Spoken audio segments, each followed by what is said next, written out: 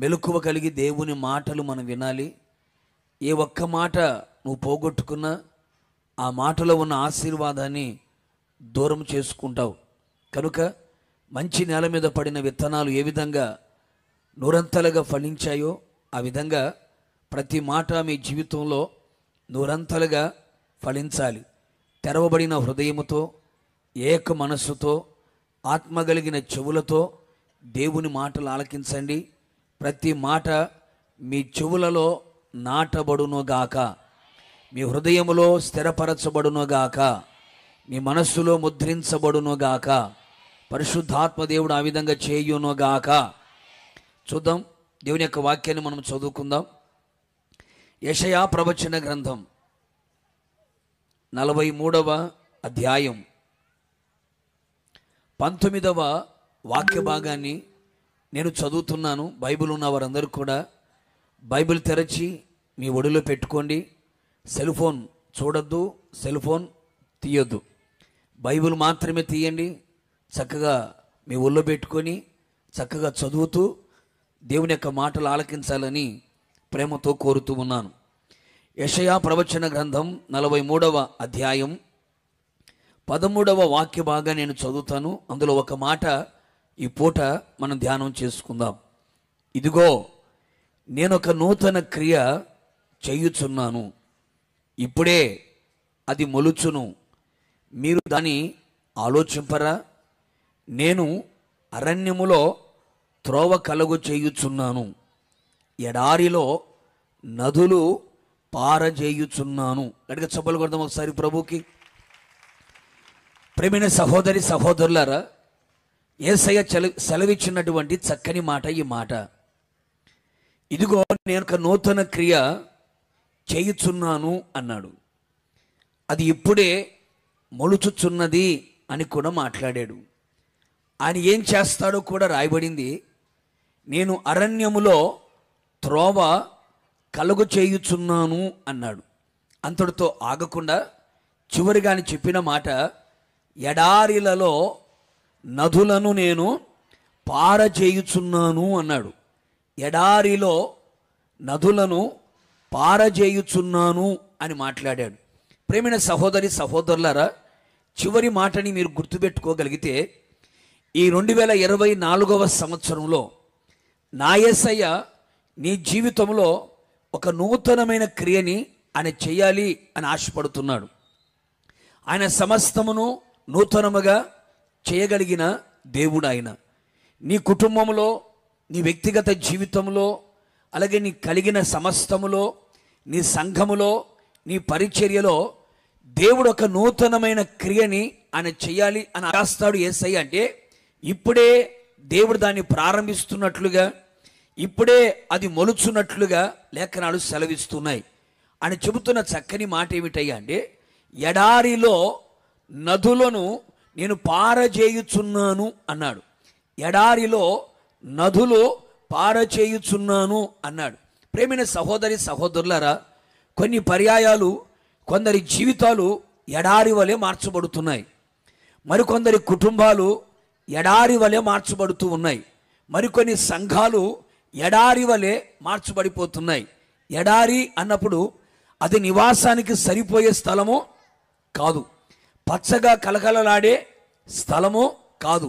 ఒక రకంగా చెప్పాలంటే ఒక శపించబడిన అనుభవానికి, దరిద్రతకు దగ్గరగా కనబడే అనుభవానికి, లేకపోతే దేనికి పనికిరాని జీవితానికి సాదృశ్యంగా ఎడారి కనబడుతూ ఉంది.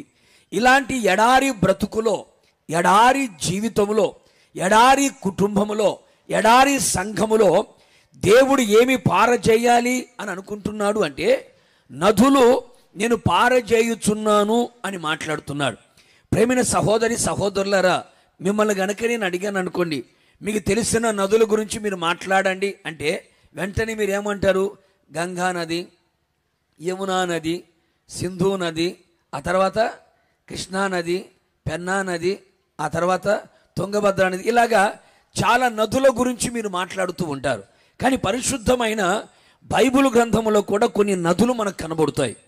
ఆ నదులని ఈ రాత్రి నీ జీవితంలో, నీ కుటుంబంలో, నీ సంఘములో ఆయన పార చేయాలి అని మాట్లాడుతున్నాడు. ఎందుకయ్యా అంటే ఎడారిగా మార్చబడిన నీ జీవితం సస్యశ్యామలంగా మార్చబడినట్లుగా ఎడారిగా మారినటువంటి నీ కుటుంబం ఒక అందమైన ఏదెను వలె పచ్చగా కలకలలాడుతూ నీరు కట్టిన తోట వలె ఎప్పుడు ఉబుకుచుండు నీటి ఊట వలె మీ బ్రతుకులు కనబడేటట్లుగా నా దేవుడు నదులు మీ జీవితములో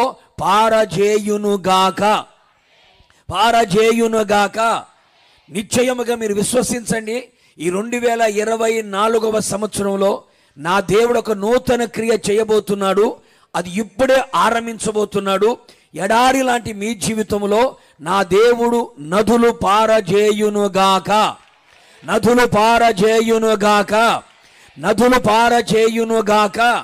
ఏమిటి ఆ నదులు? ఏ నదిని దేవుడు పారజేయాలనుకుంటున్నాడు? ఆ నది ద్వారా మా జీవితంలో కలిగే ఆ గొప్ప దీవెన ఏమిటి అని కనుక మీరు ఆలోచన చేయగలిగితే పరిశుద్ధమైన బైబిల్ గ్రంథంలో 4 నదులను గురించి ఈ రాత్రి పరిశుద్ధాత్మ దేవుడు మనందరితో మాట్లాడునుగాక. గమనించండి. మొదటిగా చూడండి 46వ కీర్తన. బైబిల్ ఉన్న వారందరూ కూడా బైబిల్ తెరచి చూడండి. 46వ కీర్తన 4వ చరణాన్ని ఒకసారి మనం చదువుదామా?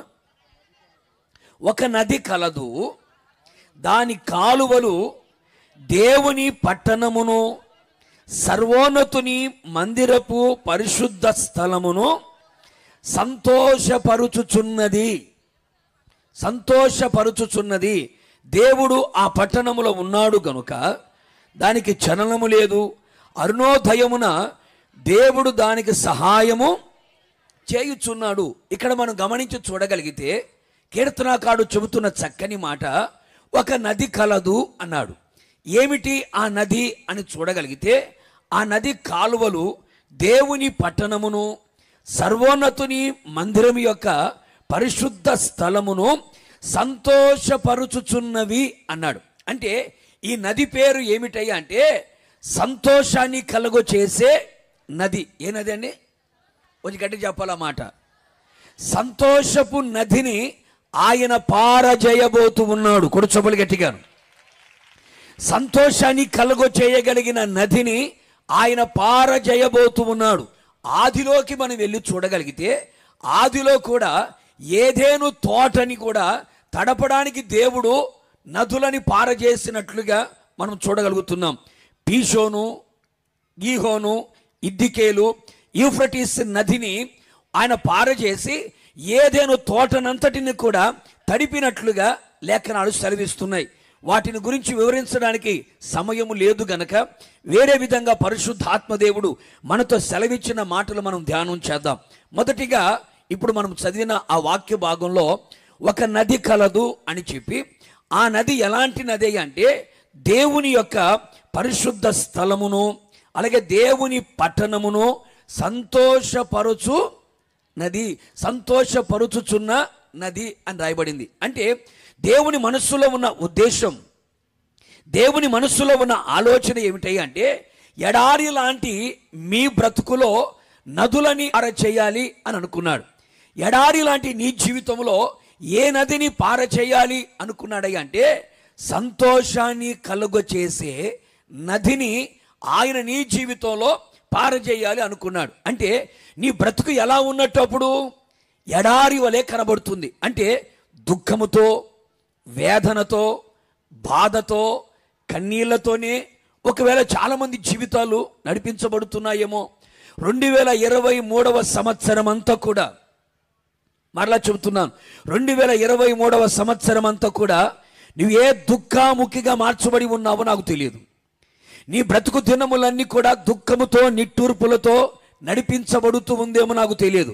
కన్నీళ్ళ మధ్యలో కాపురము చేస్తూ కన్నీళ్ళే అన్నపానములుగా మార్చబడి నోటి నిండా నవ్వు లేక, హృదయములో సంతోషము లేక, ఆనంద గానము నాలుక మీద లేక, అంగలార్పు మధ్యలో ఒకవేళ 2023వ సంవత్సరం అంతా కూడా నడిపించబడుతూ ఒకవేళ వచ్చి ఉన్నావేమో. ఈ 2024వ సంవత్సరం 24వ తారీఖున మొదటి తేదీ 24/1 24 ఒక ప్రత్యేకమైన రోజుగా ఈరోజు మనకు కనబడుతుంది. మీరు గుర్తుపెట్టుకోండి, వ్రాసి పెట్టుకోండి. ఎడారి లాంటి దుఃఖ సాగరములో మునిగిపోయిన మీ బ్రతుకులలో నా దేవుడు సంతోషాన్ని కలుగ చేసే నదిని ఆయన పారజేయబోతూ ఉన్నాడు. కూడా చెప్పలు గట్టిగా ప్రభుకి. ప్రేమైన సహోదరి సహోదరులారా, ఏ సమస్యల మధ్యలో ఒకవేళ ఉన్నావో నాకు తెలియదు, ఏ బాధలనే బంధకాలతో బంధించబడి ఉన్నావో నాకు తెలియదు, ఏ కష్టాల కొలిమిలో పెట్టబడి కాల్చబడుతున్నావో నాకు తెలియదు, దుఃఖము చేత నడిపించబడుతున్నావేమో నాకు తెలియదు. ఈ 2024 సంవత్సరములో నీ కుటుంబములో, నీ సంఘములో, నీ వ్యక్తిగత జీవితంలో ఈ సంతోషాన్ని కలుగు చేసే ఆ నదిని ఆయన మీ జీవితంలో ప్రవహింపచేసి మీ దుఃఖము నిట్టూర్పు ఎగిరిపోవునట్లుగా చేయునుగాక. మీ నోటి నిండా నవ్వును కలుగు చేయునుగాక. మీ నాలుక ఆనందగానము చేయునుగాక. మీ పెదవులు ప్రహర్షముతో నింపబడునుగాక. నిశ్చయముగా నీ అంగలార్పు నాట్యముగా మార్చబడునుగాక. నిత్య ఆనందము నీ తల మీద ఉంచబడునుగాక. ఆనందముతో అడుగులు వేసుకుంటూ ముందుకు సాగిపోదురుగాక. ఇంతవరకు నీకు కన్నీళ్లు తెప్పించిన ఏ సమస్య అయినా, దుఃఖాన్ని కలుగు చేసిన ఏ రోగమే అయినా, బాధను కలుగు చేసిన ఎలాంటి ప్రతికూలమైన పరిస్థితులు అయినా సరే, ఈ రాత్రి నా దేవుడు సంతోషాన్ని కలుగు చేసే నదిని నీ హృదయములో ప్రవహింపచేసి మీ హృదయం సంతోష ఆనందములతో కేకలు వేయునట్లుగా నా దేవుడు చేయునుగాక. నా దేవుడు మీ హృదయములలో ఈ సంతోషాన్ని కలుగ చేసే, ఆనందం కలుగ చేసే ఆ నదిని ప్రవహింపచేసి మీ హృదయము ఉల్లాసముతో నింపబడినట్లుగా నా దేవుడు చేయునుగాక. విశ్వసించిన వాళ్ళని గట్టిగా చప్పలు కొట్టండి. నా కన్నీళ్ళకి ముగింపు కలగదా? నా కన్నీళ్లతోనే నా జీవితాన్ని గడుపుకోవాలా? నా ఏండ్లన్నీ కూడా కన్నీళ్లతోనే గడుపుకుంటూ సాగిపోతున్నానే అని ఒకవేళ నువ్వు అనుకుంటున్నావేమో. ప్రేమైన సహోదరి సహోదరులారా, నా యేసయ్యకి అసాధ్యమైన కార్యం ఏది లేదు. ఆయన సమస్తమును సాధ్యము చేయగల సర్వశక్తి గల దేవుడై ఉన్నాడు. మారాని మధురముగా మార్చగలిగిన దేవుడు, నీళ్ళని ద్రాక్షారసముగా చేయగలిగిన దేవుడు, నీటిని మూటగట్టగలిగిన దేవుడు, నీటి మీద నడవగలిగిన దేవుడు, నీటిలో రహదారిని పుట్టించగలిగిన దేవుడు, సింహపు నోళ్ళని ముయ్యగలిగిన దేవుడు, అగ్ని బాణములను చల్లార్చగలిగిన దేవుడు, పరిగెడుతున్న సూర్యుని ఆపగలిగిన దేవుడు, నడుస్తున్న చంద్రుని నిలబెట్టగలిగిన దేవుడు, తన మాట ద్వారా శూన్యంలో సృష్టిని కలుగు చేసిన సృష్టికర్త అయిన దేవుడు నిశ్చయముగా మీ దుఃఖమును సంతోషముగా మార్చునుగాక. మీ దుఃఖము సంతోషముగా మారునుగాక. ఇంతవరకు ఎడారి వలె దుఃఖముతో, నిరాశతో, నిస్పృహ, నిస్సహాయ స్థితిలో నిశ్చేష్టుడుగా నిలిచిపోయి కన్నీళ్లతోనే బ్రతుకును భారముగా ఈడ్చుకుంటూ ముందుకు వెళ్ళిపోతున్నావేమో. నా సమస్య నుంచి విడుదల కలుగ చేసే కార్యాలు ఏమీ లేవా? ఈ 2024 సంవత్సరమైనా నా జీవితానికి ఏమన్నా సంతోషము కలుగుతుందా అని ఎదురు చూస్తున్నావా? నా దేవుడు నీకు ఆనందాన్ని కలుగ చేయడానికి, సంతోషాన్ని కలుగ చేయడానికి, నీ బ్రతుకు దినములన్నిట సంతోష ఆనందములతో ఆయన బ్రతికేటట్టుగా చేయడానికి నా దేవుడు కార్యములు చేయబోతూ ఉన్నాడు. విశ్వాసంతో గట్టిగా ఆమేన్ చెబుదామా? సంతోషమన నది మీ హృదయములో ప్రవహించునుగాక, మీ మనస్సులో ప్రవహించునుగాక. పరిశుద్ధమైన బైబిల్ గ్రంథంలో మనం గమనించి చూడగలిగితే మనందరికీ బాగా తెలిసిన ఒక కుటుంబం ఉందండి. ఆస్తి ఉంది, అంతస్తు ఉంది, పలుకుబడి ఉంది, హోదా ఉంది, చేతి నిండా డబ్బు ఉంది, ఒంటి నిండా బంగారం కూడా బాగానే ఉంది, స్థలాలు ఉన్నాయి, పొలాలు ఉన్నాయి, ఆస్తుపాస్తులు కూడా బాగానే ఉన్నాయి, ఎండి ఎదిగే మొక్కలు ఉన్నాయి, మొరిగే కుక్కలు ఉన్నాయి, ఉండడానికి బంగ్లాలు ఉన్నాయి, మొరగడానికి కుక్కలు కూడా బాగానే ఉన్నాయి. అంత ఆస్తి బాగానే ఉంది. విచిత్రమైన సంగతి ఏంటంటే ఆస్తి అంత ఉన్న ఆ ఇంట్లో ఒక కొరత కూడా కనబడుతుంది. ఏమిటా కొరత అంటే ఆ ఇంట్లో ఎవరు లేరు? పిల్లలు లేరు. ఎవరు లేరండి? పిల్లలు లేరు. ఆస్తి ఏమో పెరిగిపోతుంది. అదేదో విచిత్రం, కొన్నిసార్లు మనకి ఆశ్చర్యం అనిపిస్తుంది. ఆస్తులు ఉన్న వాళ్ళకేమో పిల్లలు ఉండరు, పిల్లలు ఉన్న వాళ్ళకేమో, మీకు బాగా తెలుసు అనుకుంటాను, ఆస్తులు ఉన్న వాళ్ళకేమో పిల్లలు ఉన్నారు, పిల్లలు ఉన్న వాళ్ళకేమో ఆస్తులు ఉండవు కదండి. ఆ ఇంట్లో ఆస్తి బాగానే ఉంది, కానీ ఏమి లేదండి, పిల్లలు లేరు. పిల్లలు లేకపోయేసరికి పాపం ఆస్తి రోజు రోజుకి పెరిగిపోతుంది, వయసు కూడా రోజు రోజుకి ముదిరిపోతుంది. అప్పటికే హాస్పిటల్ చుట్టూ తిరిగారు, మింగాల్సిన గొట్టాలన్నీ మింగారు, చేయించుకోవాల్సిన ఇంజక్షన్లన్నీ చేయించుకున్నారు, ఏవేవో ప్రయత్నాలన్నీ పాపం చేస్తూ వచ్చారు. ప్రయత్నాలన్నీ బెడిసి కొట్టాయి, విఫలమైపోయాయి. చివరికి పిల్లలు లేరు. డాక్టర్ గారు అన్నారు మీకు పిల్లలు పుట్టరని సంతకం కూడా పెట్టేశారు. అప్పటికే ఇంగ్లీష్ మందులు అయిపోయాయి, నాటు మందులు అయిపోయాయి, ఆయుర్వేదం అయిపోయింది, హోమియోపతి కూడా అయిపోయింది, అలోపతి కూడా అయిపోయింది, అన్నీ అయిపోయాయి. చివరికి నిరాశ పడిపోయారు. బతుకంత ఎడారిగా మార్చిపడిపోయింది. చివరికి భార్య భర్తలు ఇద్దరు కూడా ఆరు బయట అలా కూర్చొని ఒకరి మొఖాలు ఒకరు చూసుకోవడం తప్ప ఎవరున్నారండి? లంక లాంటి ఇల్లు కట్టుకున్నారు. ఆ ఇంట్లో పిల్లల సవ్వడి, పిల్లల అరుపులు, కేకలు, ఆనందము వినపడకపోతే ఎంత ఇల్లు కట్టుకున్నా ఏం లాభం అండి? ఉదయం లేచిన దగ్గర నుంచి పడుకునే వాళ్ళకు వీళ్ళు ఇద్దరు మొఖాలు తప్ప కొత్త మొహం ఏమీ కనపడదు. ఆరు బయట అలా కూర్చొని మాట్లాడుకుంటా ఉన్న ఆ సమయంలో భర్త అంటా ఉంటాడు, మనకంటూ పిల్లలు ఉంటే బాగుండు కదా,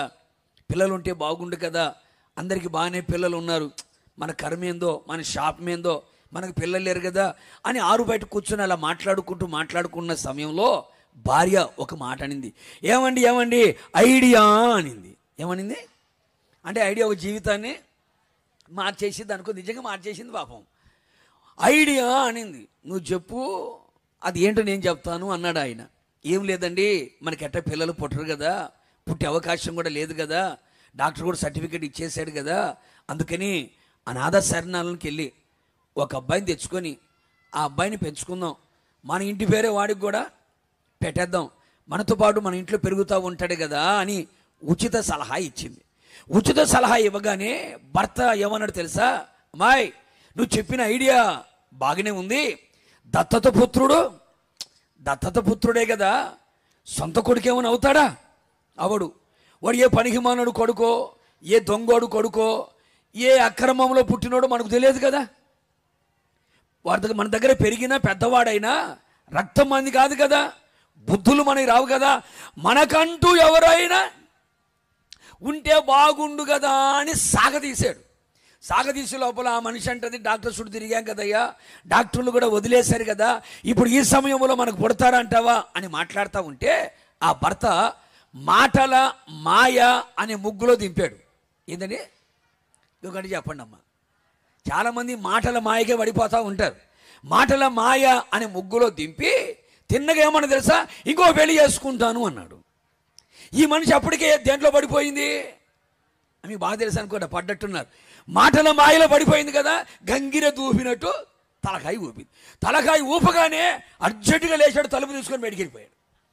భార్య అనుకుంది అది అర్జెంట్ పని ఏంది అనుకుంటా వెళ్ళిపోయాళ్ళేమో ఆయన అనుకున్నామే. కాసేపు ఆగిన తర్వాత తలుపు కొడుతున్నారు.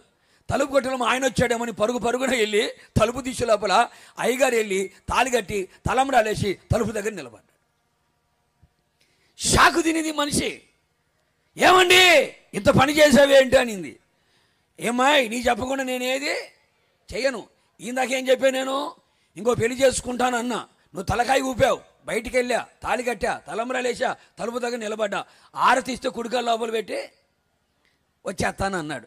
అంత లోపల ఈ మనిషికి మంపు వదిలింది. అప్పటిదాకా మాయలో పడింది కదండి, మంపు వదిలింది. మంపు వదిలి లోపల ఆ మనిషి పక్కన నిలబడుకుంది. మాయ్ కొంచెం ముసుగు పైకి అనుకోనింది అనింది. సార్లే చేసింది కానీ కొంచెం ముసుగు పైకి అనుకోని లోపల ముసుగు పైకెత్తు లోపల ఎవరో తెలుసా అండి, ఈమె చెల్లెలే. అదేనమాట, ఈమె చెల్లెలే. ఏమాయ్ అక్క కాపురాన్ని నాశనం చేయడానికి వచ్చావు అంటే, అక్క నీకేం చెప్పి మాయ మాటలు చెప్పి మాయ చేశాడు, నాకు కూడా అయ్యే మాటలు చెప్పాడు. అందుకని కొంతమంది పాచుకారండి, మా అమ్మాయి చాలా మంచిదండి, వాడి మాటలా చెప్పమ్మా, ఎంతమంది మాయలో పడిపోతున్నారు, జాగ్రత్త. మాట అనేది మత్తు లాంటిది. అందుకే ఒక వ్యక్తి తన వైపు మనిషిని తిప్పుకోవాలంటే ముందు దేంతో మాట్లాడతాడు? మాటల మాయ అని మాయలో దింపుతాడు, మాటల మత్తు ముందు చల్లుతాడు. జాగ్రత్త అమ్మ, చెవులు కోసుకొని వ్యవహారాలకి చెవులు పెట్టగాకండి, ఫోన్లో ఎవరితో పడితే వారితో వ్యవహారాలు చేయగాకండి. మాటలు అనేది మత్తు లాంటివి. ఆ మత్తు మాటలు పడి జీవితాలు, కుటుంబాలు, సంఘాలు కూడా నాశనం అయిపోతున్నాయి. అంత లోపలికి వచ్చేసాడు. ముందుగానే 2 ఇల్లు కట్టాడు. ప్రీ ప్లాన్ అనమాట. ఏమండి ఉండేది మనం ఇద్దరేమే కదా, ఇంకొక ఇల్లు ఎందుకంటే చుట్టాలు ఎవరైనా, ఈ చుట్టం ఈ విధంగా వచ్చింది ఇప్పుడు తెలిసింది మనిషికి. కొంతమందికి చేతులు కాలేదాకా అర్థం కాదు, కొంతమందికి చేతులు కాలేంత వరకు కూడా ఏం జరుగుతుందో కొంతమంది తెలియదు. సాప కింద నీళ్ళు వచ్చి మొత్తం తడిసిపోతున్నా కొంతమందికి అర్థం కాదు. అయ్యో ఇంకా నాకు తెలియదే అనుకుంటారు. అప్పటికే సగం జీవితం అయిపోయి ఉంటుంది పని. కొంచెం జాగ్రత్తగా మెలుకోవగా ఉండాలి ప్రభు రాకడ దినాల్లో. అర్థమైందండి? అప్పుడు మొత్తం మీద సరే అని చెప్పి సొంత చెల్లెలే కదా, పరాయి వాళ్ళు అయితే ఇబ్బంది, కానీ సొంత చెల్లెలే కదా అని చెప్పి మొత్తం మీద కొంతకాలం బాగానే ఉన్నారు. విచిత్రమైన సంగతి తెలుసండి, ఈ ఆడోళ్ళందరూ, మీరు మంచోళ్ళే లేండి, ఈ ఆడోళ్ళందరూ ఎప్పుడు కలిసి ఉంటారో తెలియదు, ఎప్పుడు కొట్టుకుంటారో తెలియదు. అవునా కదండి? ఎప్పుడు కలిసి ఉంటారో తెలియదు, ఎప్పుడు కొట్టుకుంటారో తెలియదు. ఆడ మనిషే మీకు బాగా తెలుసు. చూశారండి, మా మగోళ్ళు చాలా మంచులు, ఉత్తములు. ఆడ మనిషి శత్రువు. కలిసి ఉన్నంత కాలము చూడండి, అబ్బో ఏం పూసుకుంటారో, ఏం రాసుకుంటారో, ఏం చెవులలో గొరుక్కుంటారో తెలియదు. తేడా వచ్చిందో దుమ్మెత్తి పోసేసుకుంటారు. బజార్లోకి వెళ్ళిపోయి దుమ్మెత్తి పోసేసుకుంటారు. మా మగవాళ్ళు స్ట్రైట్ ఫార్వర్డ్, కొట్టుకున్నారా, తిట్టుకున్నారా, తలకాయ బలగొట్టుకున్నారా, కేసు పెట్టేసుకున్నారా, వెళ్ళిపోయారు అంతే. అమ్మో, సొంత అక్క చెల్లెలేనండి, సొంత అక్క చెల్లెలే. సొంత చెల్లెలు అక్క మీద ఏమనిందండి? అక్క మీద ఆలోచించింది. బావా సగం ఆస్తి ఎవరికి రాసిచ్చాడు? మా అక్కకి రాసిచ్చాడు. మా అక్క ఏం చేసుకుంటుంది? పిల్లలు లేదు, ఏమి లేదు. అందుకని ఆ మనిషి పోయిందంటే ఆస్తి మొత్తం నా పేరు మీదకి వచ్చింది కదా అని మాస్టర్ ప్లాన్ వేసింది. అవునా కదండి? ఎందుకని ఇప్పుడు ఏమన్నా చేసామనుకోండి, కుక్కలు వస్తున్నాయి, పోలీసులు వస్తున్నారు, ఏంటి రిపోర్ట్లు వస్తున్నాయి, కష్టమైపోతుందని చెప్పి ఈ ఆడోళ్ళకు ఉన్న ఆయుధం ఏంటో తెలుసండి? సూటి పోటీ మాటలు. ఏ మాటలమ్మా? కొంచెం గట్టిగా చెప్పండి అమ్మా. దారిన పోతున్న కోని చూసో, పక్కన ఉన్న కుక్కను చూసో, పైన పోతున్న కాకిని చూసుకో, వంకలు పెట్టి తిడతా ఉంటారు కదండి. ఉదయాన్ని లేచి ఇద్దరు ఎదురెదురుగా కదండి ఇల్లు ఉడ్చుకుంటా ఉన్నారు. అంత లోపల ఈ చిన్నాం ఏమంటో తెలుసా? ఇంతకాలం ఈ కోడి ఇంట్లో ఉంది, ఒక్క గుడ్డు పెట్టింది లేదు, పిల్లలు చేసింది లేదు. ఇలాంటి కోడి ఉంటే ఏంటి, పోతే ఏంటి, క్రిస్మస్ కోసేసుకుంటూ పోలే అనింది. ఎవరిని చూసి? మీకు బాగా అర్థమైంది. ఆడ మనిషికి అర్థమవుతాయి కదండి. నన్నే అనింది అనుకుంది. ఇంట్లోకి వెళ్ళిపోయింది, దిండడ్డం పెట్టుకుంది, మొహమంతా వాసిపోయేటట్టు ఏడుస్తుంది. కడుపు నిండా తిండి లేదు, కంటి నిండా నిద్ర లేదు. సూటి పోటీ మాటలతో హృదయం గాయపరచబడిపోతే, మనసు గాయపరచబడిపోతే, వేదన తట్టుకోలేక, బాధ తట్టుకోలేక, ఏంటి కడుపు నిండా తిండి లేక, కంటి నిండా నిద్ర లేక, రాత్రింబగళ్ళు ఏడుపుతోనే తన జీవితాన్ని కొనసాగిస్తుంది. అంత లోపల భర్త వచ్చాడు. ఏమ్మాయి ఎందుకు అలా ఏడుస్తున్నావు? చూసావా అమ్మాయి ఏం మాట్లాడుతుందంటే, ఈ మామూలోడు కదా, మాయలోడు ఏమంటాడు తెలుసా? 10 మంది పిల్లల కంటే నేను చెప్పు మామూలోడు కదా, మళ్ళీ ఏమంటాడు? 10 మంది పిల్లల కంటే నేను శ్రేష్టమైన వాణ్ణి. ఈ మాటలు చెప్పి నా కొంప కొల్లేరు చేశావు, ఈ మాటలు చెప్పి నా జీవితాన్ని నాశనం చేసేసావని అని ఏడుస్తుంటే, ఒక్కరితో ఏగడానికే మా పురుషులు పాపం, నాకెళ్ళి చూడగా నాకేం లేదులేండి, ఒక్కరిని ఏగడానికి అల్లాడి చస్తున్నారు జనాలు. ఏంటి ఇంకా ఇద్దరేంటి పరిస్థితి ఏంటండి? గోడ దెబ్బ, చంప దెబ్బ, బంపరాఫర్లాగా తగలడం తప్ప ఏం చేస్తారండి? అవునా కదండి? వాళ్ళకు చెప్పుకోలేక, వీళ్ళకి చెప్పుకోలేక పాప ఆయన బస్టాండ్కి వెళ్ళి బజ్జీలు తినడం తప్ప ఏం చేయలేకపోతున్నాడు. అంత లోపల ఎవరో ఒక ఆమె, ప్రార్థనకి వెళ్ళే ఒక ఆమె, పండగకు వచ్చినట్టుగా ఉంది, అన్నక్కను చూసొద్దామని చుట్టంలాగా వెళ్ళింది. అక్కడికి చూసి లోపల ఆశ్చర్యపోయింది. ఏంటక్క, గుండ్రాయిలాగా ఉండే నువ్వు, రుబ్బు రోల్లాగా ఉండే నువ్వు ఏమైపోయావు? తూనీగలాగా అయిపోయావేంటి? ఎందుకలా అయిపోయావేంటి? ఏమైంది? ఆరోగ్యం బాగాలేదా అంటే తన గుండెలో ఉన్న గోడు మొత్తం చెప్పింది. అమ్మాయి, పిల్లలు లేరు అనే ఒక కారణాన్ని బట్టి లోకులందరూ కాకుల్లాగా పొడి చేస్తున్నారు. ఒక బంధువుల దగ్గరికి వెళ్ళాలన్నా, ఒక ఫంక్షన్కి వెళ్ళాలన్నా, లేకపోతే ఎక్కడికైనా శుభకార్యానికి వెళ్ళాలన్నా, తెలిసినోళ్ళు తెలియని వాళ్ళందరూ కూడా ఎంతమంది పిల్లలను ఎటకారంగా మాట్లాడుతున్నారు. ఆ మాటలు తట్టుకోలేక గుండె గాయపరచబడి కన్నీళ్లతోనే కుమిలిపోతున్నాను. చాలాసార్లు చచ్చిపోదామని ప్రయత్నం కూడా చేశాను. చావంటే భయం వేసి చివరికి చావడానికి నిష్క్రమించుకొని ఏదో బ్రతుకుతున్నానంటే పేరుకు బ్రతుకుతున్నాను అని గొల్లున ఏడుస్తుంది. అంతలోపల ఆ సహోదరి ఏమంటే తెలుసా? అక్క నా మాటిను, ప్రార్థనా మందిరానికి వెళ్దాం పద. ఆ ప్రార్థనా మందిరంలో చేయబడుతున్న ప్రతి ప్రార్థన దేవుడు ఆలకిస్తాడు. ఖచ్చితంగా నీకు దేవుడు మేలు చేస్తాడు. నీ కన్నీళ్ళని ఆయన తుడుస్తాడు, నీ హృదయంలో సంతోషాన్ని ఆయన పుట్టిస్తాడు.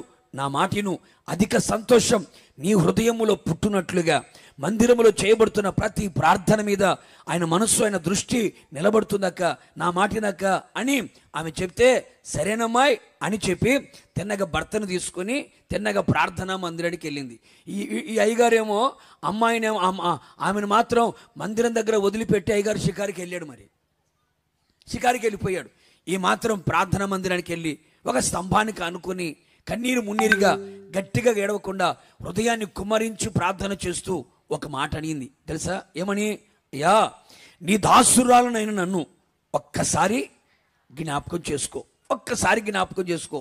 నాకు ఒక్క మగపిల్లని ఇవ్వను చాలు, ఒక్క మగబిడ్డ నీవు, ఇద్దరొద్దు ముగ్గురొద్దు అరడజను అసలే వద్దు, ఒక్క మగబిడ్డని ఇస్తే చాలు.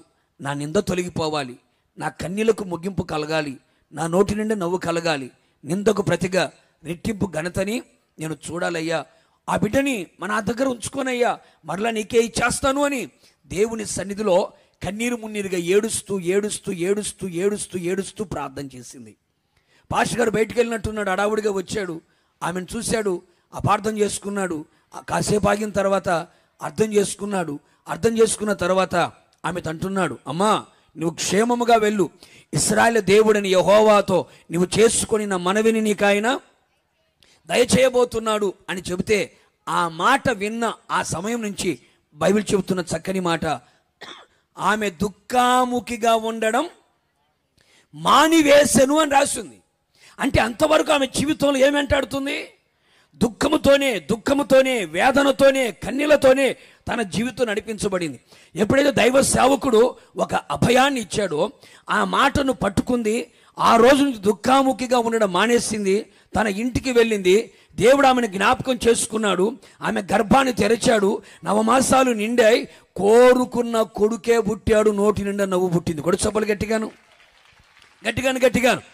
ప్రేమైన సహోదరి సహోదరులారా, తన జీవితంలో ఎంతో కాలముగా కన్నీళ్లతో సాగిన తన జీవితం, దుఃఖముతో నడిపించబడిన తన జీవితం, నిట్టూర్పులతో నడిపించబడిన తన బ్రతుకులో దేవుని సన్నిధికి ఎప్పుడైతే వెళ్ళిందో, తన హృదయంలో ఉన్న బాధనంతా యేసయ్య పాదాల దగ్గర ఎప్పుడైతే చెప్పుకుందో, దేవుని సన్నిధిలో ఆమె చేసిన మొర్ర ఆలకించబడిందో, దేవుడు ఆమె ప్రార్థన ఆలకించి అంగీకరించి ఆమె జీవితంలో ఒక ఆశ్చర్యమైన కార్యాన్ని దేవుడు చేశాడు. ఎప్పుడైతే దేవుడు చేశాడో చక్కని కుమారుడు పుట్టాడు. ఇప్పుడు ఆ కుమారుడు పుట్టిన తర్వాత ఆమె నోటి నిండా దేవుడు ఏం కలుగు చేశాడండి? సంతోషాన్ని కలుగు చేశాడు, ఆనందాన్ని కలుగు చేశాడు, ప్రహర్షముతో నింపాడు. ఎక్కడ కన్నీల మధ్యలో కుమిలిపోతూ నిందించారో, దూషించారో, అవమానపరిచారో, ఏలెత్తి చూపించారో, ఇక నీ బ్రతుకు మారదు, నీ జీవితము మారదు, ఇక నీకు పిల్లలు పుట్టరు, నీకు పెళ్లి కాదు, నీకు ఉద్యోగం రాదు, నీవు ఇల్లు కట్టుకోలేవు, నీ భర్త మారడు, నీ పిల్లలు మారడు, ఇక నీ బతుకు ఇంతే, నీ జీవితం ఇంతే అని ఎంతమంది అయితే ఏలెత్తి చూపించారో వాళ్ళందరి ఎదుట దేవుడు చేసిన కార్యాన్ని ఆమె తీసుకుని వెళ్ళి సంతోషముతో దేవుని స్తుతించడం ప్రారంభించింది.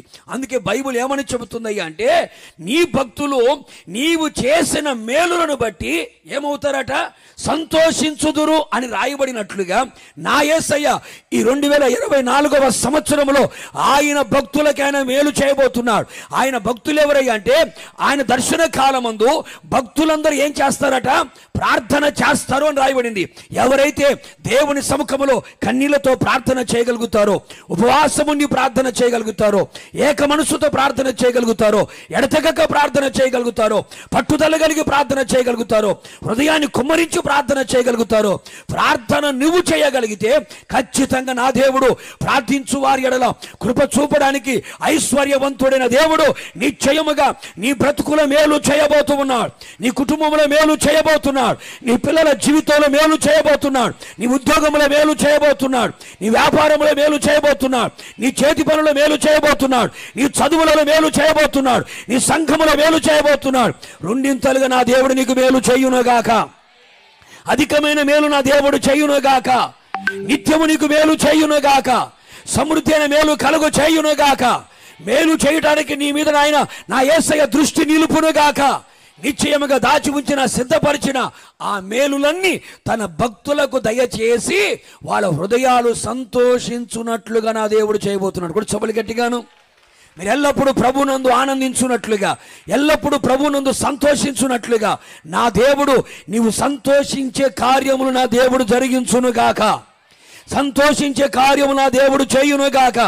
ఎంతో మంది భక్తులు కన్నీళ్లతో యేసయ్య పాదాల దగ్గరకు వచ్చారు, దుఃఖముతో యేసయ్య పాదాల దగ్గరకు వచ్చారు. వారి జీవితంలో అద్భుతము చేసిన దేవుడు, ఆశ్చర్యమైన కార్యము చేసిన దేవుడు, ఊహకమించిన ఘనకార్యాలు జరిగించిన దేవుడు వారి కన్నీళ్ళకి ముగింపును కలుగ చేయలేదా? మనం ఆరాధిస్తున్న యేసునాథుడు సర్వశక్తి గల దేవుడు కదా. 2023 అంతా ఏ పరిస్థితులు నిన్ను ఏడ్పిస్తూ వచ్చాయో, ఏ పరిస్థితులు కృంగిపోయేటట్టు చేశాయో, ఏ పరిస్థితులు ఆత్మీయంగా, శారీరకంగా, ఆర్థికంగా, ఆధ్యాత్మికంగా, మానసికంగా కృంగిపోయేటట్టుగా, నలిగిపోయేటట్లుగా, కృషించిపోయేటట్లుగా, నిరసించిపోయేటట్లుగా, అలసిపోయేటట్లుగా ఏ పరిస్థితులు నీ జీవితంలో బలముగా నీ జీవితాన్ని బలహీనపరుస్తూ వచ్చాయేమో, ఈ 2024 సంవత్సరం నా దేవుడు సంతోషం అనే నదిని ఎడారిలో పారజేయబోతూ ఉన్నాడు. ఇక మీదట నీ గృహము సంతోష గృహముగా మారునుగాక, ఆనంద గృహముగా మార్చబడునుగాక, ఆనంద నిలయాలుగా మార్చబడునుగాక, ఆనందముతో నీవు నింపబడుదువుగాక. యథార్థ హృదయాల కొరకు ఆనందం ఎత్తబడి ఉండగా ఆనందాన్ని మీరందరూ పంట కోయుదురుగాక, మీరు సంతోషించుదురుగాక, మీరు ఆనందించుదురుగాక, ఎల్లప్పుడూ ప్రభువునందే సంతోషించుదురుగాక. ఆ సంతోషాన్ని కలుగు చేసే నదిని నా దేవుడు ఈ సభలలో ఆయన పారజేయునుగాక. మీరు తిరిగి వెళ్ళేటప్పుడు సంతోష ఆనంద భరితులై మీరు తిరిగి వెళ్ళుదురుగాక. విశ్వాసంతో గట్టిగా చబలు కొట్టు, గట్టిగాను. నువ్వు తిరిగి వెళ్ళేటప్పుడు ఒట్టి చేతులతో వెళ్ళవు, తిరిగి వెళ్ళేటప్పుడు దుఃఖముఖిగా నువ్వు తిరిగి వెళ్ళవు, నువ్వు తిరిగి వెళ్ళేటప్పుడు కన్నీళ్లతో తిరిగి వెళ్ళవు, సంతోషముతో ఆనందభరితులై ఆ సంతోష ఆనందముతో అడుగులు వేసుకుంటూ మీ ప్రాంతాలకు మీరు తిరిగి వెళ్ళుదురుగాక. నా దేవుడు నీ ముందు నడిచి ఆ నదిని ప్రవహింపచేసి నీ జీవితంలో సంతోషముతో నింపునుగాక. సంవత్సరాల తరబడి వెంటాడుతున్న మీ దుఃఖాన్ని, సంవత్సరాల తరబడి వెంటాడుతున్న మీ ఆవేదనని నా దేవుడు చూచిన దేవుడు నీ దుఃఖాన్ని, నిట్టూర్పుని ఎగిరిపోవునట్లుగా చేయునుగాక. సంతోషంగా చప్పలు కొడదాం ప్రభుకి. సంతోషంగా ఆ సంతోషపు నదిని అనుభవించండి. మీ హృదయంలో ప్రవహిస్తున్న ఆ సంతోషపు నదిని అనుభవించండి. నిశ్చయముగా దేవుని మాట ఇది నూతన క్రియని నా దేవుడు ఈ సంవత్సరం మీ జీవితంలో చేయునుగాక. గట్టిగా చెప్పండి. ఇది ఒక నదిని ఆయన పార చేయబోతున్నాడు. రెండవ నది చూద్దామా? రాజుల 2వ గ్రంథం 5వ అధ్యాయం 10వ వాక్యాన్ని 14వ వాక్యాన్ని ఒకసారి మనం చూద్దామా? ఎలీషా, నువ్వు యోర్దాను నదికి పోయి 7 మారులు స్నానము చేయుము, నీ ఒళ్ళు మరలా బాగై నీవు శుద్ధుడవు అగుదువని అతనితో చెప్పుటకు ఒక దూతను పంపెను. 14 అతడు పోయి దైవజనుడు చెప్పినట్లు యోర్దాను నదిలో 7 మారులు మునగగా అతని దేహము పసిపిల్ల దేహము వలె అతడు శుద్ధుడాయను. కొడు సభలు గట్టిగా ప్రభువుకి, గట్టిగా. ఇక్కడ ఒక నది కనబడుతుందండి. ఈ నది పేరు ఏమిటి అంటే స్వస్థపరిచే నది. ఏనదండి?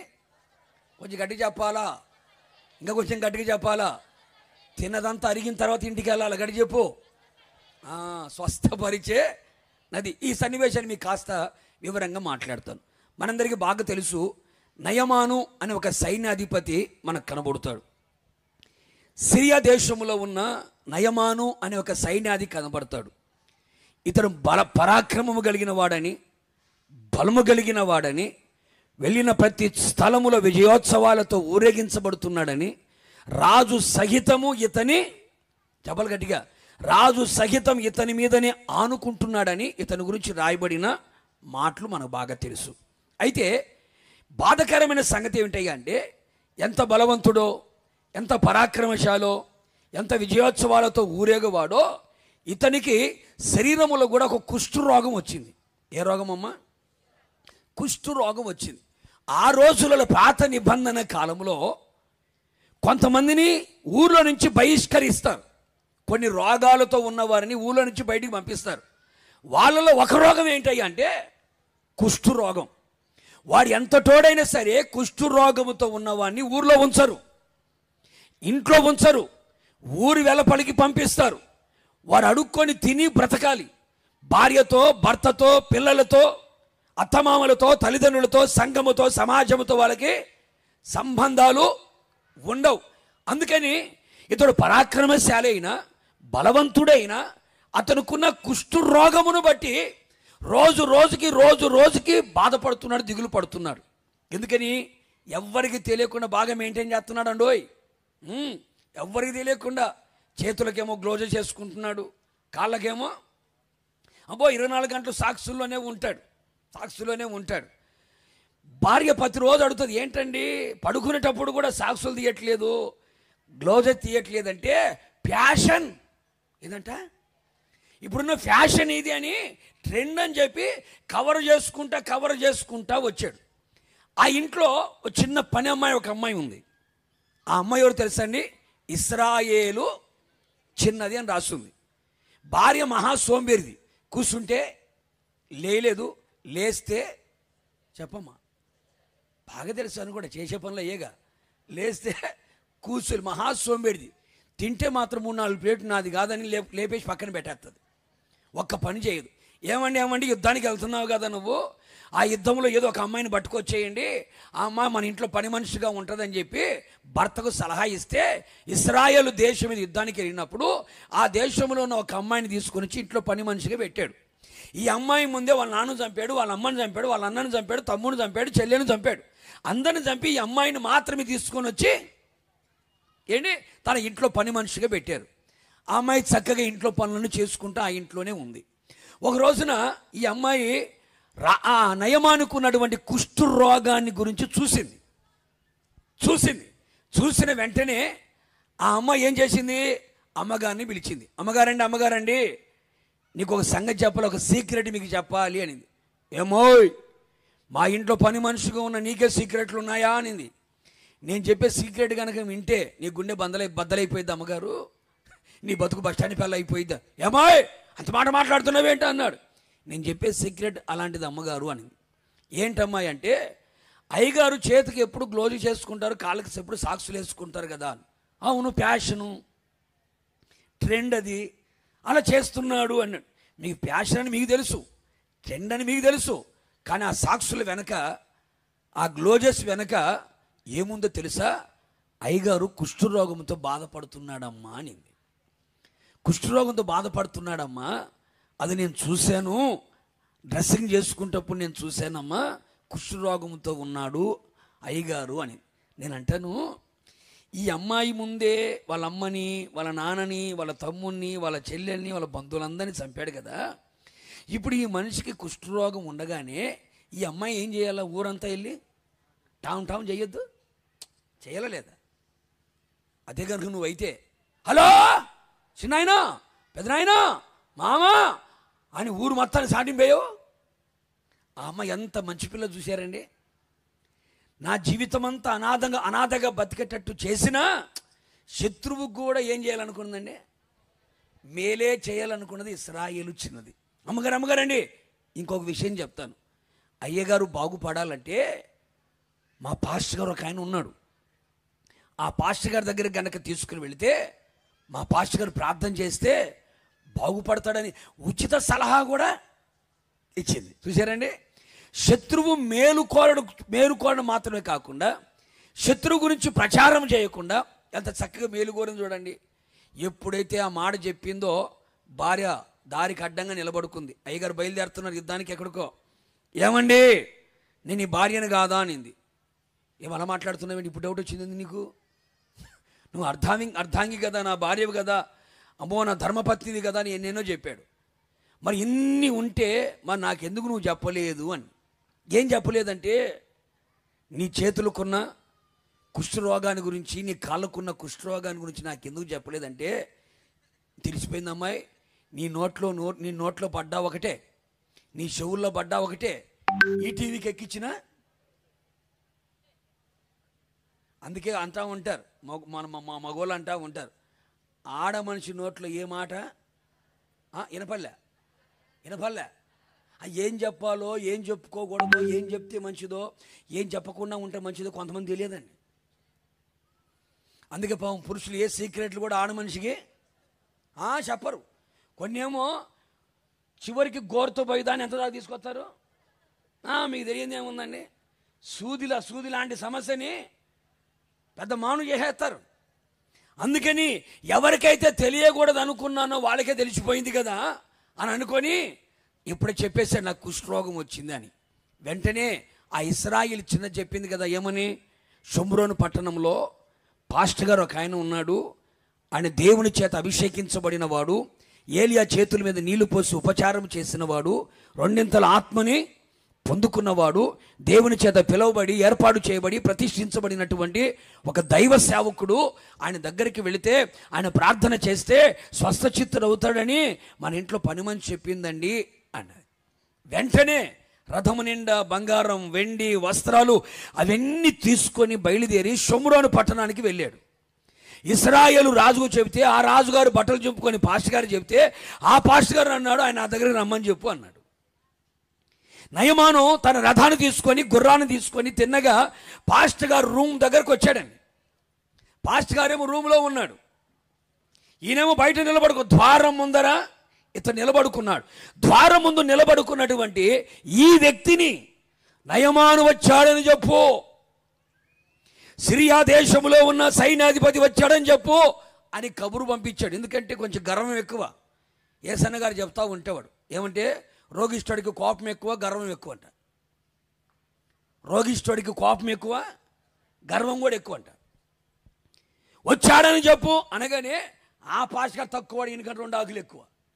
ఆయన ఏం చేశాడు, రూమ్లో నుంచి బయటికి రాకుండా ఆయన రూములోనే కూర్చొని ఆయన దగ్గర ఉన్న ఒక దూతను పంపించాడు. ఏమని, యోర్దాను నదికి వెళ్ళి 7 మారులు స్నానం చేయమని చెప్పు.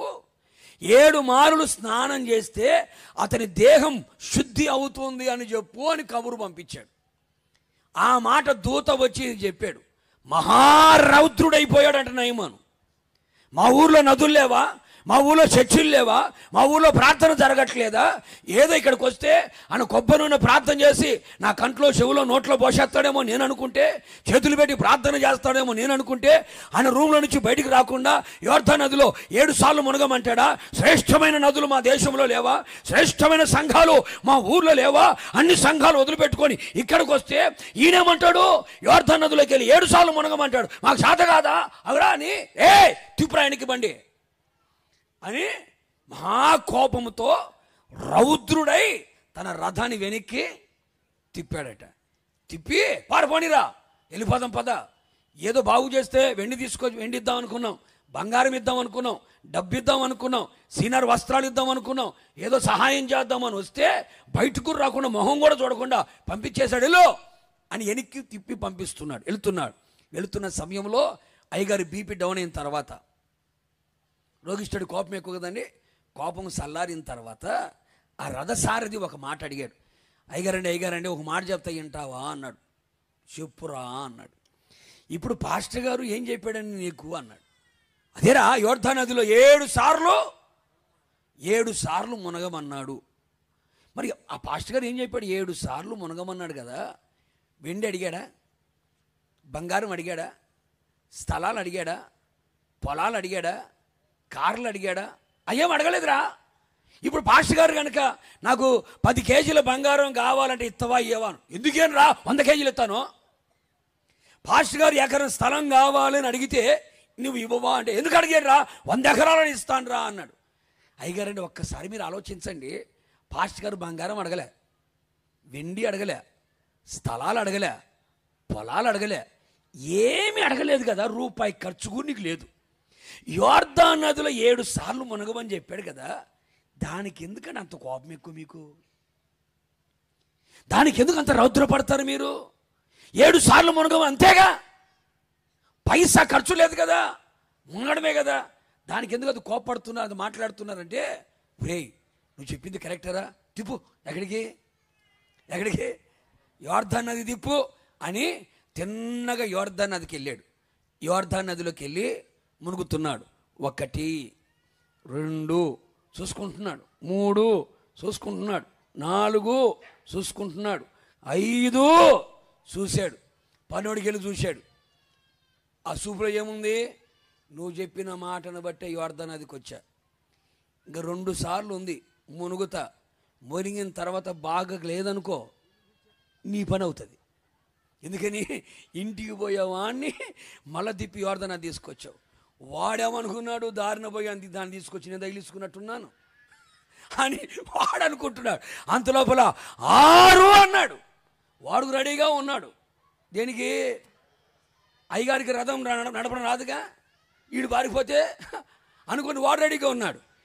7 అని మునిగి తిరిగి లేచి చూచే లోపల శరీరం అంతా కూడా పసిపిల్ల దేహము వలె ఆయన. కొడు చప్పలి గట్టిగాను, గట్టిగాను 7 మారులు యోర్దాను నదిలో మునగగా అతనికి పట్టిన కుష్టు రోగం అంతా కూడా అతను ఏం చేసిందండి? ప్రేమైన సహోదరి సహోదరులారా, దేవుడు ఈ నెలలో అలాగే ఈ సంవత్సరంలో నీతో నాతో చెబుతున్న మాట ఏమిటంటే, నేను ఒక నూతన క్రియ చేయబోతున్నాను. అది ఇప్పుడే మలవబోతుంది. ఏమిటంటే, ఎడారిలో నదులు నేను పారజేయుచున్నాను అన్నాడు. ఏ నదిని పారజేయుచున్నావై అంటే, స్వస్థపరిచే నదిని పారజేయబోతున్నాను. కొడు చప్పలు గట్టిగా. నీ ఆత్మకు పట్టిన రోగాన్ని, నీ శరీరానికి పట్టిన రోగాన్ని, నీ మనస్సుకు పట్టిన రోగాన్ని స్వస్థపరచగలిగిన నదిని ఈ రాత్రి నా దేవుడు మీ మధ్యలో పారజేయునుగాక. ఆత్మ సంబంధమైన స్వస్థతను మీరు పొందుదురుగాక, శరీర స్వస్థతను మీరు పొందుదురుగాక, మానసిక స్వస్థతను మీరు పొందుదురుగాక.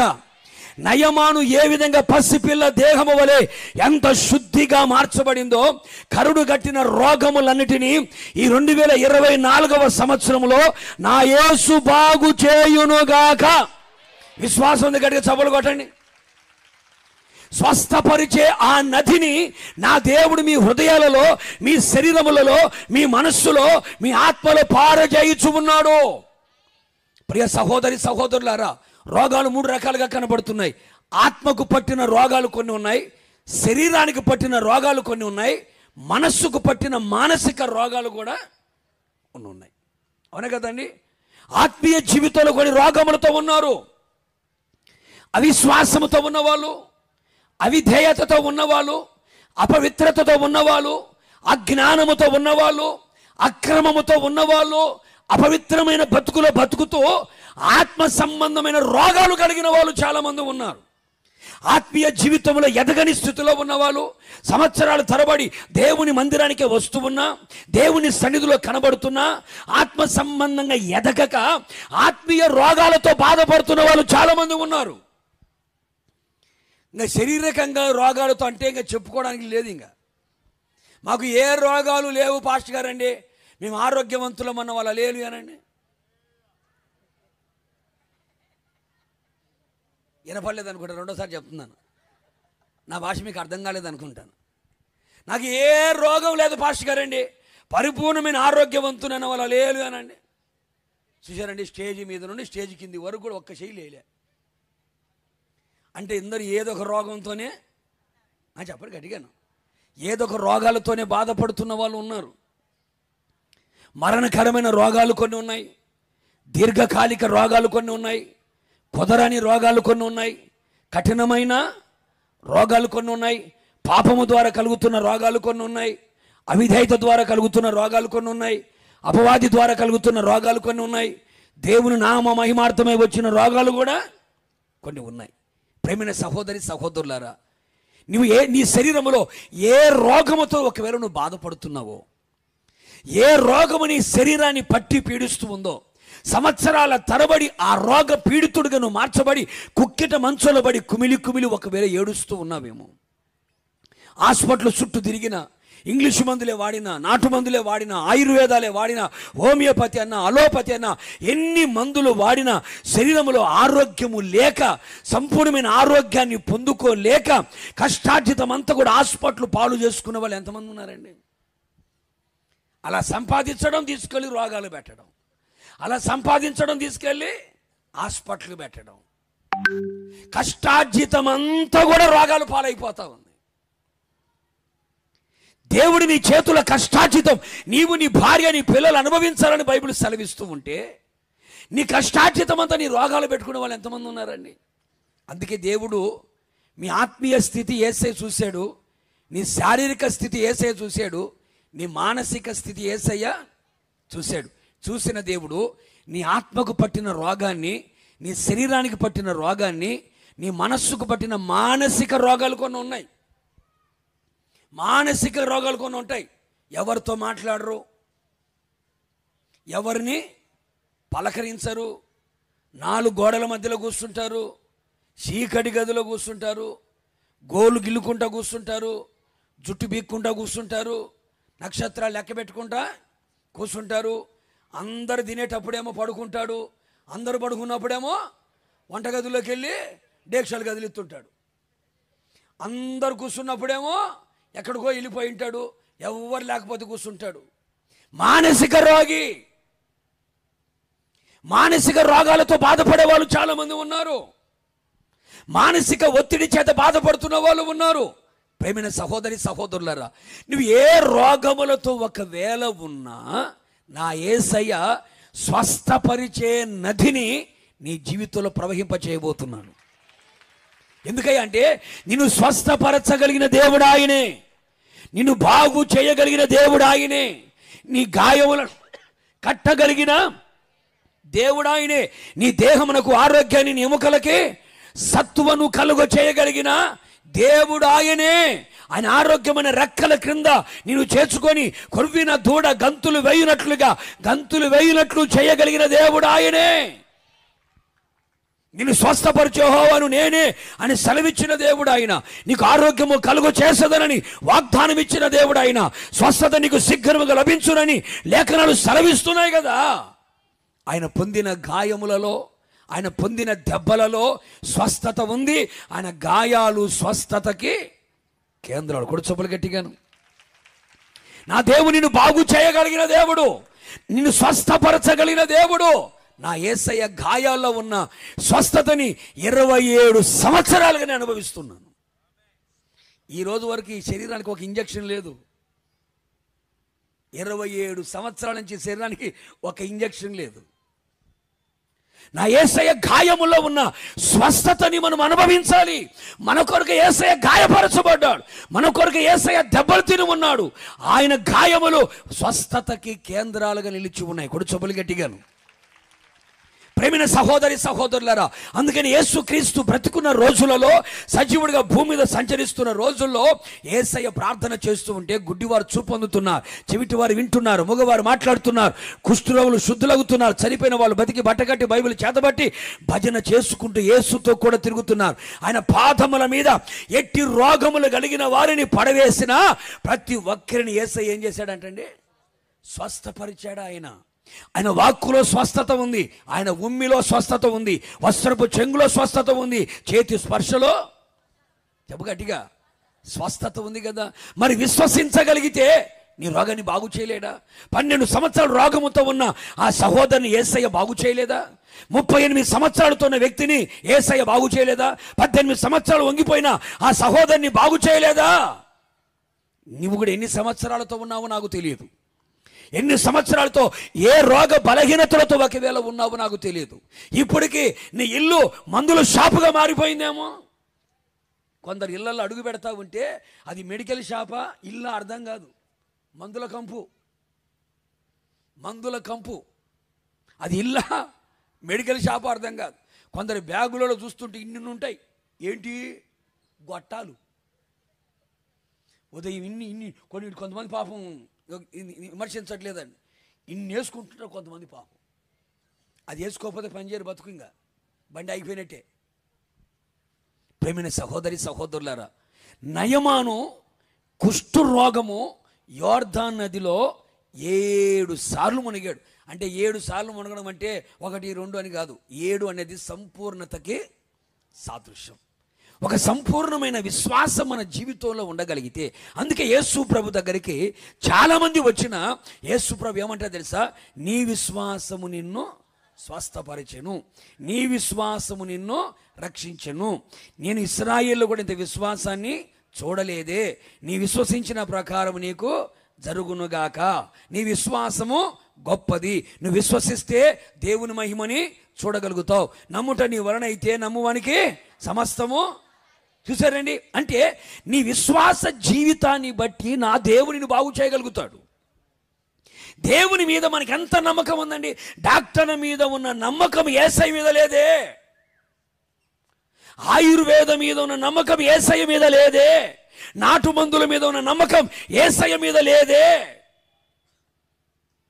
యేసయ్య స్వస్థపరచువాడని తెలుసు, బాగు చేసేవాడని తెలుసు.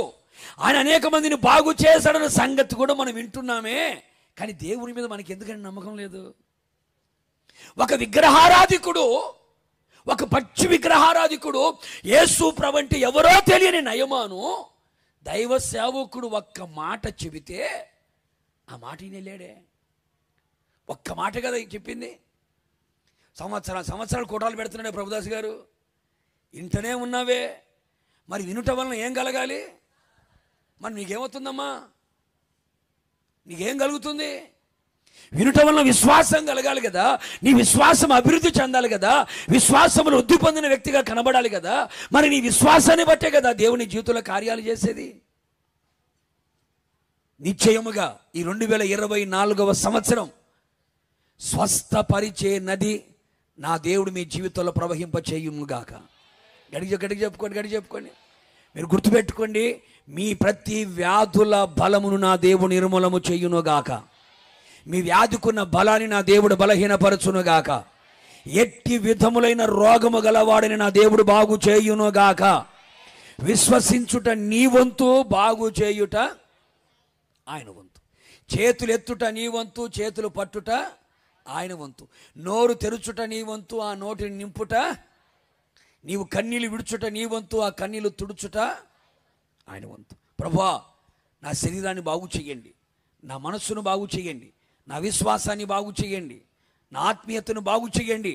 ఆత్మలో ఆరోగ్యంగా ఉండాలి, శరీరంలో ఆరోగ్యంగా ఉండాలి, మనస్సులో నేను ఆరోగ్యంగా కనబడాలయ్యా. ఆ స్వస్థత అనే నది మా జీవితంలో పారజేయ్యా. రోగాలని ఎడారిలో బతుకుతున్నా. ఏ ఎడారి అండి? రోగాలనే ఎడారిలో మేము ఉన్నామయ్యా.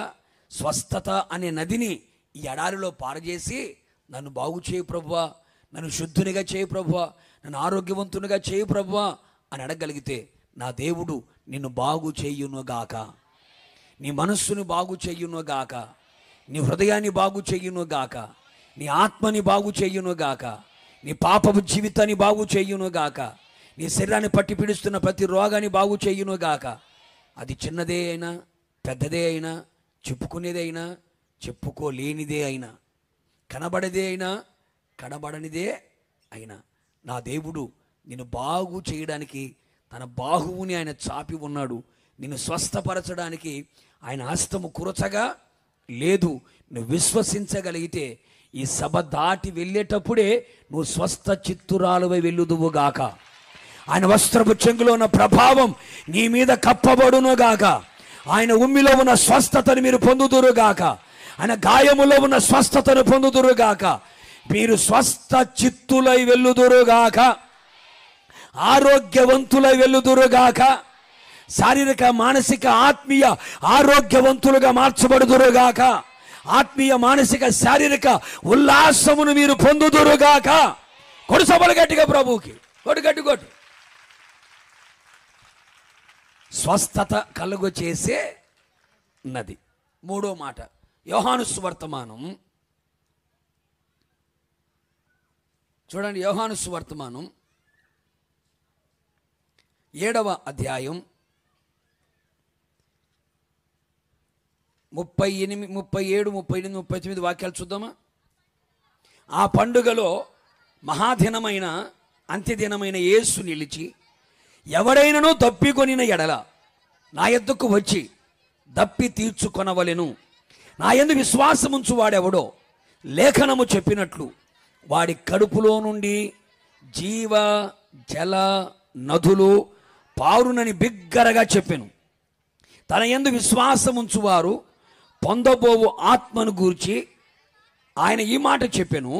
యేసు ఇంకను మహిమపరచబడలేదు గనుక ఆత్మ ఇంకను పర్ణశాల పండుగ జరుగుతుంది. ఆ పర్ణశాల పండుగ 7 దినాలు జరుగుతుంది. 7వ రోజున అంత్యదినమున మహాదినమున యేసు నిలబడ్డాడు. నిలబడి అందరి వైపు చూచి పిలుస్తున్నాడు. ఏమని? దప్పిగొనిన ఎడల నా యొద్దకు రండి, నా యొద్దకు రండి, మీ దప్పిక నేను తీరుస్తాను అన్నాడు. అని ఏమంటే తెలుసా?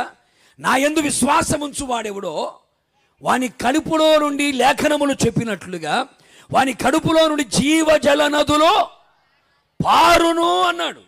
ఏ నదులండి? జీవ జల నదులు పారును అని చెప్పి తన యందు విశ్వాసముంచువాడు పొందబోవు ఆత్మను గూర్చి ఆయన ఈ మాట చెప్పాను అన్నాడు. యేసు ఇంకను మహిమపరచబడి ఉండలేదు కనుక ఆత్మ అనుగ్రహించబడలేదు అని రాయబడింది. అంటే ఇక్కడ ఒక నది కనబడుతుంది. ఏమిటి ఆ నది అంటే జీవ జల నది అనబడుతున్న పరిశుద్ధాత్మ. పరిశుద్ధాత్మ అనే ఒక నది ఇక్కడ కనబడుతుంది. ఎడారిలో నదులు పారజేయుచున్నాను అన్నాడు ఆయన. ఎడారి లాంటి సంఘములో, ఎడారి లాంటి కుటుంబములో, ఎడారి లాంటి బ్రతుకులో పరిశుద్ధాత్మ నదులు పారాలి. సంఘాలలో పరిశుద్ధాత్మ నింపుదల జరగాలి. కుటుంబాలలో పరిశుద్ధాత్మ నింపుదల జరగాలి. వ్యక్తిగత జీవితాలలో పరిశుద్ధాత్మ నదులు ప్రవహించాలి. ఈ రోజున అనేక సంఘాలలో, కుటుంబాలలో, వ్యక్తిగత జీవితాలలో ఏముండట్లేదయ్యా అంటే జీవింప చెయ్యగలిగినటువంటి జీవ జల నది అనబడే పరిశుద్ధాత్మ లేదు. మారు మనసుల గురించి బోధించే వాళ్ళు ఉన్నారు, బాప్తిస్మాన్ని గురించి బోధించే వాళ్ళు ఉన్నారు, వాక్యాన్ని బాగానే చెప్పేవాళ్ళు ఉన్నారు, కానీ పరిశుద్ధాత్మను గురించి బోధించే వాళ్ళు లేరు. పరిశుద్ధాత్మ అనుభవాలు సంఘాలలో కనబడుటలేదు. పరిశుద్ధాత్మ అనుభవాలు, పరిశుద్ధాత్మ క్రియలు సంఘాల్లో కనబడట్లేదండి. సంఘము జీవముతో ఉంది అంటే అక్కడ పరిశుద్ధాత్మ ఉంది అని అర్థం. పరిశుద్ధాత్మ లేదు అంటే సంఘములో ఏం లేదండి, జీవం లేదు, సచ్చిందని అర్థం. నిర్జీవమైన సంఘం. అందుకే బైబిల్ అంటుంది జీవము గల దేవుని సంఘములో జీవం ఉండాలి. సంఘములో జీవం ఉండాలి. అందుకని అక్షరము చంపివేయును, ఆత్మ జీవింప చేయును అని రాస్తుంది.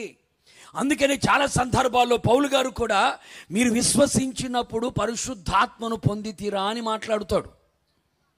అయ్యా అసలు పరిశుద్ధాత్ముడు ఉన్నాడన్న సంగతి మాకు తెలియదయ్యా. పరిశుద్ధాత్మను గురించి బోధకులు మాకెవరు చెప్పలేదయ్యా. వాళ్ళకుంటేగా చెప్పడానికి, వాళ్ళు పొందుకుంటేగా చెప్పడానికి. వాళ్ళకుంటే, వాళ్ళు పొందుకుంటే సంఘంలో చెప్పగలుగుతారు. వాళ్ళకు లేకపోతే, వాళ్ళు పొందుకోకపోతే సంఘములు కూడా చెప్పలేరు కదా. ప్రేమైన సహోదరి సహోదరులారా, అందుకనే ఎవరైతే ఈ సభలలో, ఇది చివరి సభ, ఆ రోజున యేసు క్రీస్తు కూడా పండగ దినమున, అంత్య దినమున యేసు నిలిచి మాట్లాడాడు.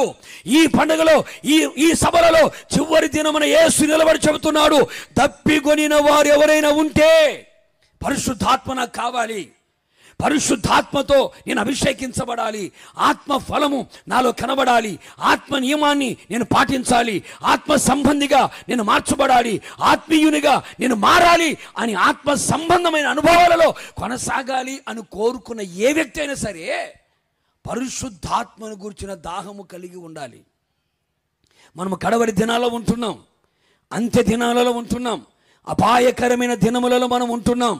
ప్రేమైన సహోదరి సహోదరులారా, ఈ రోజుల్లో మనకు కావలసింది శరీరంలో ఆరోగ్యం కాదు, మనసులో నెమ్మది కాదు, కుటుంబంలో సమాధానం కాదు, చేస్తున్న పనుల దీవెన కాదు. మనకు కావాల్సింది ఈ రోజుల్లో అతి ముఖ్యముగా అత్యవసరమైనది ఏమిటయ్యా అంటే పరిశుద్ధాత్మ అభిషేకం మనకు కావాలి. ఈ పరిశుద్ధాత్మ కొరకు కనిపెట్టాలి, ప్రార్థన చేయాలి, ఉపవాసం ఉండాలి, దేవుని సన్నిధిలో గోజారాలి. మనం చాలామంది మారు మనసు పొందాను సాలులే, బాప్తీసం పొందాను సాలులే, ప్రార్థనకి వెళ్తున్నాను సాలులే, దశంభాగాలు ఇస్తున్నాను, కానుకలు ఇస్తున్నాను, పరిచర్య చేస్తున్నాను, పాటలు పాడుతున్నాను, సప్పట్లు కొడుతున్నాను, వాయిద్యాలు వాయిస్తున్నాను, సాలు లేని గీత గీసుకుని కూర్చున్నాను చాలామంది ఉన్నారు. మారు మనసు పొందిన నీవు పాప క్షమాపణ నిమిత్తమై బాప్తిస్మాని పొందాలి. బాప్తిస్మాని పొందిన నీవు కనిపెట్టి ప్రార్థన చేసి పరిశుద్ధాత్మను పొందుకోవాలి. అందుకే యేసు ప్రభుల వారు కూడా 40 రోజులు చనిపోయి తిరిగి లేచి పునరుత్థానమైన తర్వాత 40 దినములు అనేకులకు సజీవుడిగా తన్ను తాను రుజువుపరుచుకొని చివరిగా వెళ్ళేటప్పుడు కరాఖండిగా ఆజ్ఞాపించాడు. ఆయన ఆజ్ఞాపించాడు ఏమని? యెరూషలేములో నుండి వెళ్ళక తండ్రి వాగ్దానము కొరకు మీరు కనిపెట్టండి, పరిశుద్ధాత్మను మీరు పొందుకోవాలి, ఆ వాగ్దానము చేత నింపబడాలి, వాగ్దానము చేయబడిన ఆత్మ చేత మీరు ముద్రించబడాలి. మీరు సేవ చేయాలి అంటే, మీ సేవ ఫలభరితంగా మార్చబడాలంటే, సంఘాలు కట్టబడాలంటే, సేవ విస్తరించాలంటే, శిష్యుల సంఖ్య పెరగాలంటే, సంఘము క్షేమాభివృద్ధి పొందుతూ దేవుని భయము కలిగి పరిశుద్ధాత్మ ఆదరణ కలిగి సమాధానము కలిగి విస్తరించాలి అంటే పరిశుద్ధాత్మ అనుభవాలు కావాలి. పరిశుద్ధాత్మ లేకపోతే నీ సేవ ఫలభరితంగా ఉండదు. పరిశుద్ధాత్మ లేకపోతే సంఘముల ఉద్యమము కనబడదు. పరిశుద్ధాత్మ లేకపోతే సంఘాలు విస్తరించబడవు. సంఘం పెళ్లి కుమార్తెగా మార్చబడదు. వధువు సంఘంగా మారాలంటే, పెళ్లి కుమార్తెగా మారాలంటే, ప్రభు యొద్దకు చేరాలంటే పరిశుద్ధాత్మ కావాలి. అందుకే శిష్యులందరూ కూడా మేడగదిలో 10 దినముల పాటు ఆ గదిని విడిచిపెట్టకుండా ఒకే అంశాన్ని చేతపట్టుకొని 10 రోజులు ప్రార్థన చేశారు. ఒకే అంశం. ఏ అంశం అది? పరిశుద్ధాత్మ మీ మీదకి వచ్చినప్పుడు మీరు శక్తి పొందుకుంటారు. యూదయ, సమరయ, అలాగే యెరూషలేము అంతటా, భూ దిగంతములంతటా నాకు సాక్షులుగా మీరు కనబడాలి. సంఘములో సాక్షులుగా ఉండాలి, సమాజంలో సాక్షులుగా ఉండాలి, అన్య జనుల మధ్యలో సాక్షులుగా ఉండాలి, ప్రపంచమంతా నాకు సాక్షులుగా ఉండాలి. అంటే సాక్ష్యాన్ని కలుగు చేసేది ఎవరు? పరిశుద్ధాత్ముడు. అందుకని కనిపెట్టి ప్రార్థన చేయమంటే ఏక మనసుతో ఎడతెగక 10 రోజులు ప్రార్థన చేశారు. ఎన్ని రోజులండి? 10 రోజులు ప్రార్థన చేశారు. అందుకే పెంతెకోస్తు పండగ దినమున 50వ రోజున వాళ్ళందరూ మేడగదిలో కూర్చుంటే బలమైన గాలి వంటి ఒక ధ్వని వారు కూర్చున్న గదంతా నిండిపోయినట్టుగా అగ్ని నాలుకలు విభాగింపబడి ఒక్కొక్కరి మీద వాళ్ళగా వాక్శక్తి అనుగ్రహించిన కొలది పరిశుద్ధాత్మతో నింపబడి భాషలు మాట్లాడి ప్రవచనాలు చెప్పగలిగారు. కొడుచొప్పలు గట్టిగా ప్రభువుకి. ప్రేమైన దేవుని ప్రజలారా, ఏదో కూటాలకు వస్తున్నాం వెళ్ళిపోతున్నాం, కూటాలకు వస్తున్నాం వెళ్ళిపోతున్నాం, బాగా జరిగిందని చెప్పుకోవడం కాదు. ఎంతమంది పరిశుద్ధాత్మతో నింపబడగలుగుతున్నారు? అసలు పరిశుద్ధాత్మను గూర్చిన ఆకలి ఎంతమందికి ఉంది? పరిశుద్ధాత్మను పొందుకోవాలన్న దాహం ఎంతమందిలో కనబడుతుంది? పరిశుద్ధాత్మ చేత నింపబడాలన్న ఆలోచన ఎంతమందిలో కనపడుతుంది? ఆత్మ లేకపోతే ఆత్మ ఫలము లేదు కదా, ఆత్మ లేకపోతే ఆత్మ వరాలు లేవు కదా, ఆత్మ లేకపోతే కృపావరాలు లేవు కదా. మరి ఆత్మ అభిషేకం ఎందుకు పొందుకోలేకపోతున్నావు? సంవత్సరాల తరబడి మందిరానికి వెళుతున్నావు, పరిశుద్ధాత్మని ఇంకా పొందుకోకుండా ఉన్నావేమో. పరిశుద్ధాత్మ అభిషేకం నీకు లేదేమో. అందుకనే శిష్యులు యేసు ప్రభువు పరిశుద్ధాత్మను పొందుకొనక మునుపు వాళ్ళ సేవ ఎలా ఉంది, పొందుకున్న తర్వాత వాళ్ళ సేవ ఎలా ఉంది ఒకసారి మీరు ఆలోచించండి. అందుకనే పరిశుద్ధాత్మ లేకుండా మనం ఎంత సేవ చేసినా ఆ సేవలో ఫలభరితం కనబడదు. సంఘములో ఫలాలు కనిపించవు, అభివృద్ధి కనిపించదు. అందుకనే పరిశుద్ధాత్మతో మనము నింపబడి సంఘానికి పరిశుద్ధాత్మను గురించి బోధించి ఆ సంఘము కూడా పరిశుద్ధాత్మ అనుభవాలు నడిపించబడాలి. కొడుచొప్పలు గట్టిగాను. అందుకనే చాలా మంది అనుకుంటారు, ఆ రోజులో పరిశుద్ధాత్మ ఉందండి, ఈ రోజులో ఏడ ఉందండి అనుకునే వాళ్ళు ఉంటారు. యేసు క్రీస్తు కూడా చాలామంది ఏమనుకుంటారు, మేము బాప్తీసం పొందినప్పుడు మా మీదకి దిగి వచ్చేసింది అనుకుంటారు. యేసయ్య కూడా బాప్తీసం పొంది ఒడ్డుకొచ్చి ప్రార్థన చేయుచు ఉండగా పరిశుద్ధాత్మ పావుర ఆకారం అని మీ దిగిందని రాస్తుంది. ప్రార్థన చెయ్యాలి, పరిశుద్ధాత్మ కొరకు ప్రార్థన చెయ్యాలి. ఆ జీవ జల నది నీ జీవితంలో పారాలి, ప్రవహించాలి.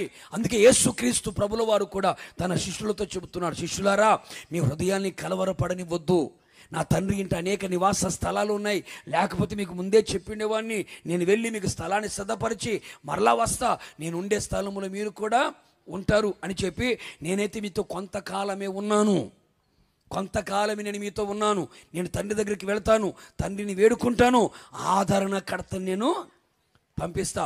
ఆదరణకర్త మీతో ఉంటాడు, మీలో ఉంటాడు. ఎంతవరకు ఉంటాడు? నువ్వు పోయేంతవరకు ఉంటాడు.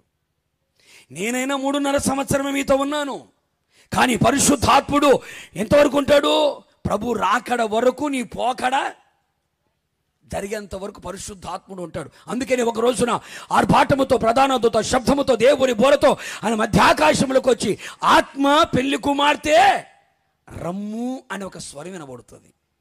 ఆత్మ ఎవరిలో ఉంటుందో, ఆత్మ చేత ఎవరు నడిపించబడతారో, ఆత్మ వశములు ఎంతమంది ఉంటారో, ఆ ఆత్మ చేత పెళ్లి కుమార్తె సంఘం సిద్ధపడుతుంది.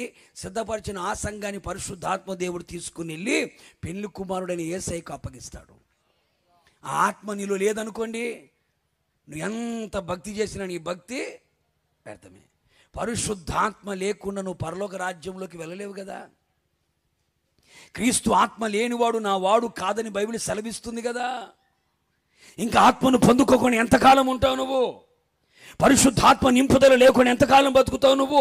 ఈ దీన శరీరం మహిమగల శరీరముగా మార్చబడాలంటే, ఈ క్షయమైపోయే శరీరం అక్షయతను ధరించుకోవాలంటే, ఈ మర్త్యమైపోయే శరీరం అమర్త్యతను ధరించుకోవాలంటే, నీలో నివసించవలసింది ఎవరు? పరిశుద్ధాత్ముడు నీలో నివసించాలి. నేను సర్వసత్యములకు నడిపించగలిగిన వాడు, నీకు తోడుగా ఉండగలిగిన వాడు, నిన్ను ఆదరించగలిగిన వాడు, నిన్ను ధైర్యపరచగలిగిన వాడు, నిన్ను బలపరచగలిగిన వాడు, నిన్ను పంపించగలిగిన వాడు, సేవ చేయుటకు ముందడుగు ప్రేరేపణ కలుగజేసే ఆ శక్తి కలిగిన ఆత్మ నీలో కనబడాలి. నీతో నీలో ఉంటాడు. నీలో ఎందుకు ఉంటాడు? దేవుడు మానవుని తయారు చేసేటప్పుడు, నిర్మించేటప్పుడు తన పోలిక చొప్పున, తన సారూప్యము చొప్పున నరుడు నిర్మించాడు. నరుడు 2 అనుభవాలు: పోలిక, సారూప్యం, స్వరూపం.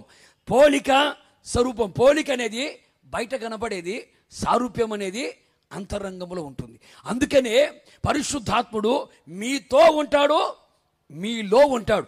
మీతో ఉన్నవాడు నిన్ను పోలికలకు తీసుకొస్తాడు, నీలో ఉన్నవాడు సారూప్యంలో తీసుకొస్తాడు. అందుకే ఎలీషా మీదికి 2 పాలు ఆత్మ కావాలన్నాడు. 2 పాలు ఎందుకన్నాడంటే, పోలికలోకి రావడానికి 1 పాలు కావాలి, సారూప్యంలోకి రావడానికి ఇంకొక పాలు కావాలి. కనుక ప్రేమైన సహోదరి సహోదరులారా, నీ జీవితాన్ని సంపూర్ణంగా మార్చివేయగలిగిన వాడు, ప్రాచీన స్వభావాన్ని తొలగించబడి నవీన స్వభావాన్ని కలుగు చేయగలిగిన వాడు, శరీర కార్యములన్నిటిని కూడా ఆత్మ చేత చంపి ఆత్మ సంబంధులుగా మనం మార్చబడాలి. అందుకని పౌలు గారు అంటాడు కదా, మృతులలో నుండి క్రీస్తు యేసును లేపినవాడు మీలో నివసించిన ఎడల చావునకు లోనైన మీ శరీరములను కూడా తన ఆత్మ ద్వారా జీవింప చేస్తాను రాయబడింది కదా. యేసు చనిపోయిన యేసయ్యని తిరిగి లేపింది ఎవరయ్యా అంటే, తండ్రి అయిన దేవుడు పరిశుద్ధాత్ముడు లేపాడు. నీవు కూడా ఒక రోజున లేపబడాలి అంటే నీళ్ళు ఎవరు ఉండాలి? నీలో ఆత్మ ఉందంటే నువ్వు లేపబడతావు, లేకపోతే అక్కడే కూర్చుంటావు. లేపబడాలి, ఎత్తబడాలి, పునరుత్థానం చెందాలి అంటే పరిశుద్ధాత్మ నీలో ఉండాలి. ఎందుకని? మృతులలో నుంచి క్రీస్తు లేపిన వాని ఆత్మ నీలో నివసించిన ఎడల. పాత నిబంధన కాలంలో చుట్టంలాగా వచ్చాడు, వెళ్ళిపోయాడు. కొత్త నిబంధన కాలంలో చుట్టం కాదు, మనతోనే ఉన్నాడు. కూడా చెప్పులు గట్టిగాను. అందుకనే ఎడారి లాంటి నీ బ్రతుకులో జీవజల నదులనే, చెప్పాలి గట్టిగా, ఈ నది పరిశుద్ధాత్మ అనే నది పారజేయబడాలి.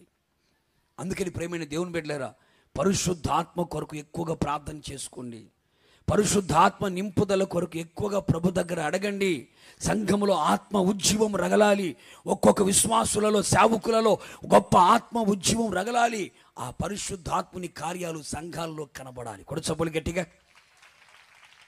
వివరించడానికి సమయం లేదు కనుక టూకీగా చెబుతున్నాను. ఏ నది పారాలయ్య అంటే, చెప్పాలి, ఏ నది అండి? పరిశుద్ధాత్మ అనే జీవజల నది. అందుకే మీరు చూడండి, ఎహెజ్కేలు గ్రంథంలో మనకు కనబడుతుంది కదా, గడప దగ్గర ఒక నది, చిన్న నది బయలుదేరిందంట. ఈ నది బయలుదేరి తిన్నగా సముద్రంలోకి వెళ్ళిందంట. మీరు గమనించి చూడండి, ఇప్పుడున్న నదులన్నీ సముద్రంలోకి వెళ్ళిపోతాయా? వెళ్ళిపోయిన నీళ్ళన్నీ ఏమైపోతున్నాయి? ఉప్పు నీళ్ళగానే మార్చబడతాయి.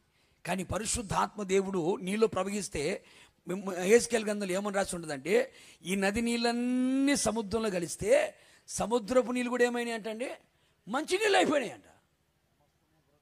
ఏంటి?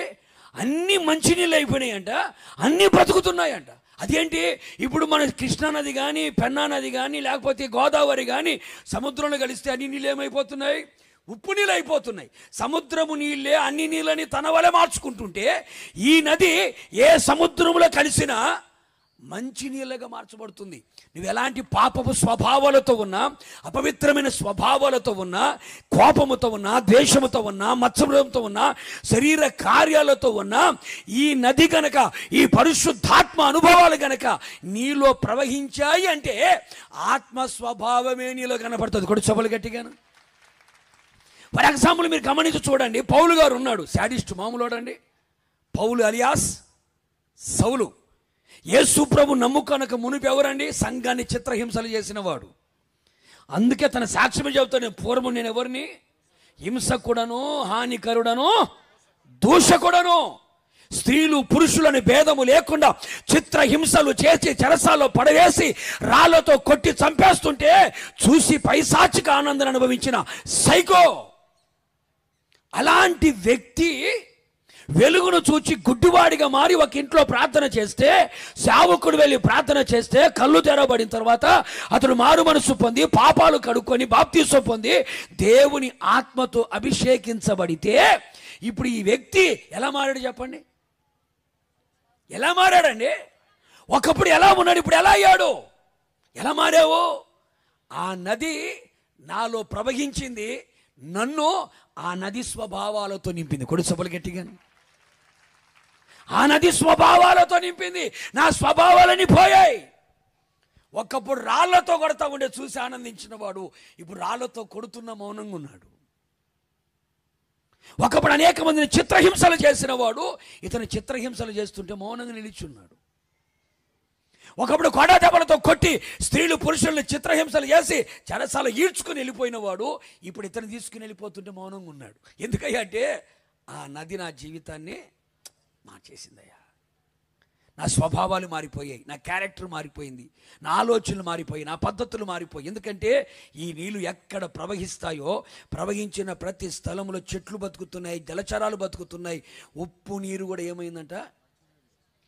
నీ క్యారెక్టర్ మారాలంటే, నీ స్వభావాల్లో మార్పు రావాలంటే పరిశుద్ధాత్మ దేవుడు నీలో ప్రవహించాలి. ఎంత ఎండిపోయి ఎడారిగా మారిపోయి పచ్చదనం లేకుండా, ఫలాలు లేకుండా, ఆకులు లేకుండా, ఆకులు లేకుండా, ఫలాలు లేకుండా ఉన్న నీ బ్రతుకులో పరిశుద్ధాత్మ అనుభవాలు కనబడాలి. పరిశుద్ధాత్మ అనుభవాలు కనబడాలి. అందుకని ప్రభుని అడగాలి, ప్రభువా ఈ జీవజల నదిని నాలో పారు చేయండి అయ్యా. ఎడారిలాగా ఉన్నానయ్యా, నా బ్రతుకు ఎండిపోయిందయ్యా. శరీర కార్యాలతో, లోక కార్యాలతో, లోక పాపము, లోకపు ప్రేమ, లోకపు మర్యాద, లోకపు స్నేహముతో నా జీవితం ఎడారిగా మార్చబడిపోయిందయ్యా.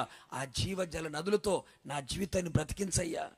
నా స్వభావాలను మార్చయ్యా, నన్ను నీ వల్లే మార్చయ్యా, నీ పోలిక, నీ సారూప్యంలోకి నన్ను తీసుకురండయ్యా అని ప్రభువుని అడిగితే, ఈ నదిని ఈ సభల ఆఖరి రోజున నా దేవుడు ప్రవహింపచేయునుగాక.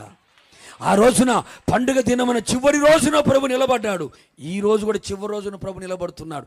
ఎంతమంది ఆత్మ దాహముతో ఉన్నారో వారందరి దాహాన్ని నా దేవుడు తీర్చునుగాక. కొడు సభలు గట్టిగా ప్రభువుకి. ఏ నది అండి?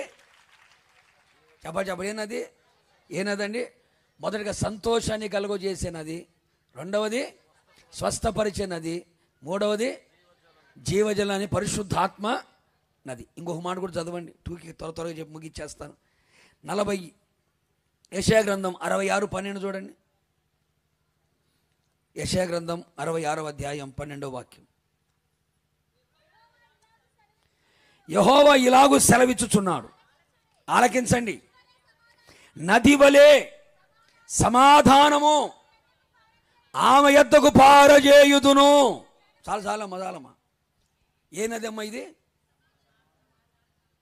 కొంచెం గట్టి చెప్పండి అమ్మా. అప్పుడు అరిగిపోయిందా? 3 గంటలను పట్టాలిగా తిన్న తర్వాత. ఏ నది అంట? ఏ నది? సమాధానం అనే నది. సమాధానము లేని ఎడారిలాగా ఉన్నావేమో నీవు. ఒక్క మాట మిమ్మల్ని అడుగుతా, పాస్టర్ గారండి, నాలో నాకు సమాధానం, నా ఇంట్లో సమాధానం, నా సంఘములో సమాధానం, సమాజంలో అందరితో సమాధానంగా ఉన్నాను అన్న వాళ్ళు లేరు అనండి. దేనికి చేతులు ఎట్లయితే మీరు? మీ మనస్సాక్షి బాగా పనిచేస్తుంది అనుకుంటున్నా నేను. సమాధానము లేని కుటుంబాలు చాలా ఉన్నాయండి ఈ రోజున. మారు మనసు పొందానని చెప్పుకొని, బాప్తిసం పొందానని చెప్పుకొని, మందిరానికి వస్తున్నాను, క్రైస్తవుడిగా పుట్టాను, బైబిలే పట్టాను, పాటలే పాడుతున్నాను, సప్పట్లు కొడుతున్నాను చెప్పుకుంటున్న కుటుంబాల్లో కూడా ఈ రోజున ఏం లేదండి, పీస్ ఆఫ్ మైండ్ లేదు, సమాధానం లేదు. డిసెంబర్ నెలనే వాడుకున్నారు ఏమని? ఆయన సమాధానకర్తేగు అధిపతి అన్ని పైన స్టార్లు పెట్టి కింద బార్లు పెట్టి బ్రహ్మాండంగా చేశారు. సమాధానం అని ఉందమ్మా సమాధానం? అందుకని ఈ సంవత్సరంలో ప్రభు చెబుతున్నాడు, నేను ఒక నూతన క్రియ చేయబోతున్నాను. అదేమిటయ్యా అంటే, ఎడారి లాంటి మీ బ్రతుకులో ఇదిగో సమాధానం అనే నదిని ప్రవహింపజేయబోతున్నాను. మీరు సమాధానముగా ఉండబోతున్నారు. గడి చెప్పాలి. గుర్తుపెట్టుకోండి, మీ హృదయములలో సమాధానం ఏలుబడి చేయునుగాక. మీ తలంపులకి, మీ హృదయానికి సమాధానము కావలి ఉండునుగాక. మీ పాదములు సమాధానకరమైన మార్గములు నడిపించబడునుగాక. సమాధానకర్తకు దేవుడు మీకు తోడుగా ఉండునుగాక. కుడి సభలు గట్టిగాను. ఏం పేరమ్మా నీ పేరు అన్నావు అనుకోండి, సమాధానమ్మ అంటారు. ఏంట సమాధానానికి అమ్మ అంటే ఇమ. ఏం పేరమ్మంటే శాంతమ్మ. పేరు శాంతమ్మ, లేనిది కూడా అదే సమాధానమ్మ అంటారు, లేనిది కూడా చెప్పమ్మా. అంటే పేరు పెట్టుకోవడం తప్పు కాదండి. పేరు పెట్టేటప్పుడు ఎందుకు పెడతారయ్యా అంటే ఇట్లా బతకాలి అని. కానీ అదేం మనకు ఉండట్లే. యేసుక్రీస్తు ప్రభుల వారు మన సమాధానార్థమైన శిక్షని ఆయన కలువరి శిలువలో అనుభవించాడు. అందుకని దేవదూతలు కూడా యేసయ్య పుట్టిన వెంటనే పరలోకపు దేవదూతలు కూడా భూలోకాన్ని దిగివచ్చి మొట్టమొదటి పాట పాడింది కూడా అదే కదా. సర్వోన్నతమైన స్థలములలో దేవునికి మహిమ, ఆయనకి ఇష్టమైన ప్రజలకి భూమి మీద. ఎందుకయ్యా అంటే భూమి తట్టు తేరు చూడగా ఏముందంటండి, అంధకారమును వేదన బాధలే కనబడుతున్న యెషయా గ్రంథకర్త అంటాడు కదా. సమాధానం ఈరోజు కుటుంబాల సమాధానం లేదు, భార్యాభర్తల మధ్యలో సమాధానం లేదు, అత్తకోడల మధ్యలో సమాధానం లేదు, తోడి కోడల మధ్యలో సమాధానం లేదు, తల్లిదండ్రుల పిల్లల మధ్యలో సమాధానం లేదు, పాస్టర్ గారికి విశ్వాసులకి మధ్యలో,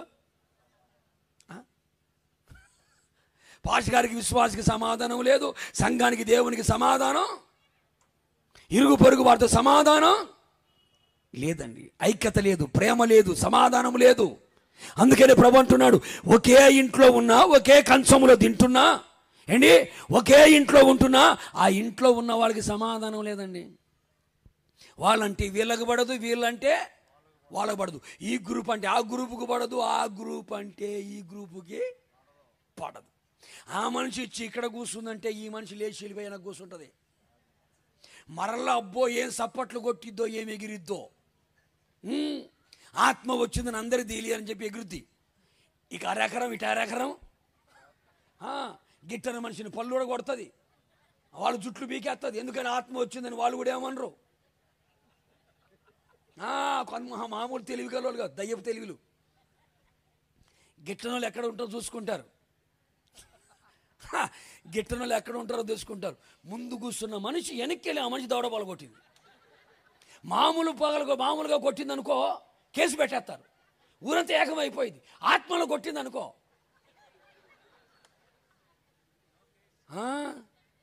దేవుని రాజ్యం భోజనం పానము కాదు కానీ పరిశుద్ధాత్మ యందలి ఆనందమును సమాధానమునై ఉన్నది.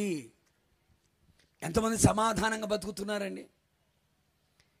సమాధానకరమైన జీవితాన్ని ఎంతమంది జీవించగలుగుతున్నారండి? ఐక్యత కలిగి, ప్రేమ కలిగి, సహనం కలిగి, ఓర్పు కలిగి ఎంతమంది ఉండగలుగుతున్నారండి?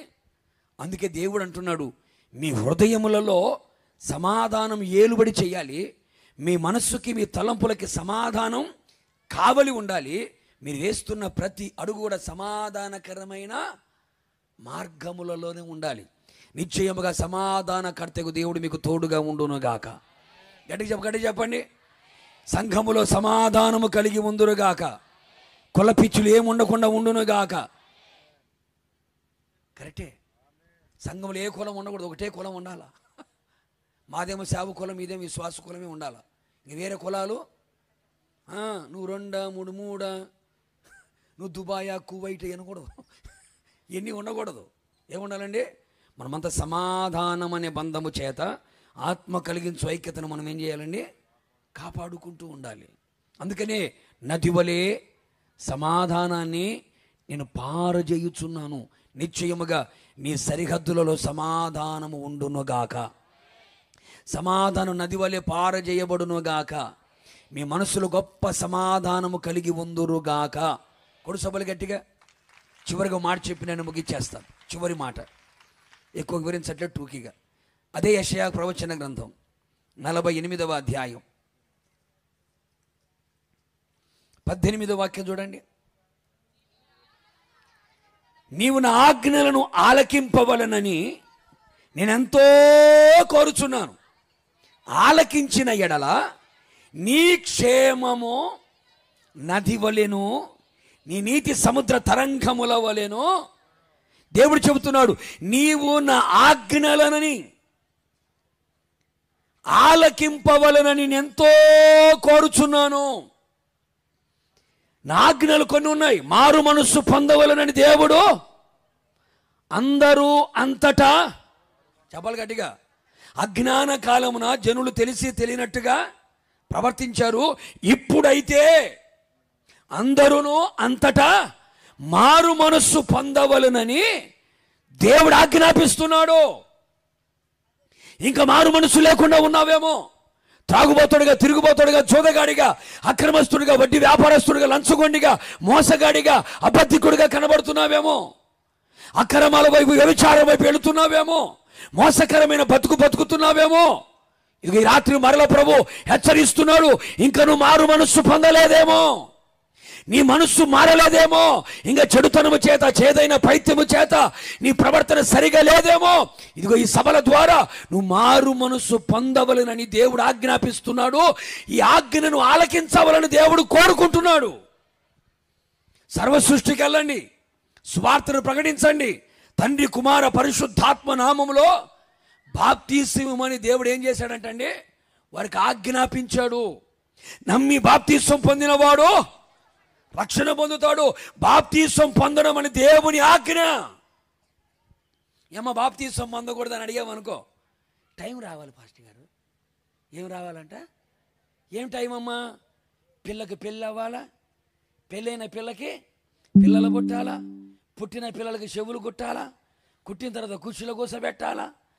అప్పటికల్లా నా చిప్పలు అరిగిపోవాలా, డిస్క్ పక్కకు పోవాలా, కళ్ళు సుక్కడాలు తీపించుకోవాలా, అద్దాలు పెట్టుకుని ఊడిపోకుండా గట్టిగా మోకుతో కట్టేసుకోవాలా, చేతికి కర్ర రావాలా, చర్మం ముడతలు పడాలా, టైం రావాలా. ఆ టైం వచ్చే లోపల నీ టైం అయిపోతే, పెళ్ళైన తర్వాత బాప్తీసం పొందుతాను, ఇప్పుడే బాప్తీసం పొందితే ఎట్టాగమ్మా? నీకు పెళ్ళి కావాలా? ఎలాంటి వాడు వస్తాడో తెలియదు, ఎలాంటి వాడు వస్తాడో తెలియదు. అందుకని పెళ్ళైన తర్వాత చూద్దాములే, ఉద్యోగం వచ్చిన తర్వాత బాప్తీసం పొందుదాములే, ఇల్లు కట్టుకున్న తర్వాత బాప్తీసం పొందుదాములే. బాప్తీసం అనేది ఇల్లు కట్టుకుంటే, పెళ్లి చేసుకుంటే, పిల్లలు పుడితే కాదు. బాప్తీసం దేని కొరకయ్యా అంటే, మారు మనస్సు పొందిన నీవు పాప క్షమాపణ నిమిత్తమై బాప్తీసం పొందాలి. చిలకరింపులు కాదు, పెళ్లిళ్ళ కోసం కాదు, ఉద్యోగాల కోసం కాదు, ఇల్లు కట్టడం కోసం కాదు. నేను ఒకటి అనుకుంటున్నాను, అనుకున్నది జరిగితే బాప్తీసం పొందుతానంటది మనిషి. దేంతో కొట్టాలా? సంవత్సరాల తరబడి మందిరానికి వస్తారు. బాప్తీసం పొందమంటే బాప్తీసం పొందారు. పాస్టర్ గారు అండి, అప్పుడే బాప్తీసం పొందితే ఎట్టాగయ్యా?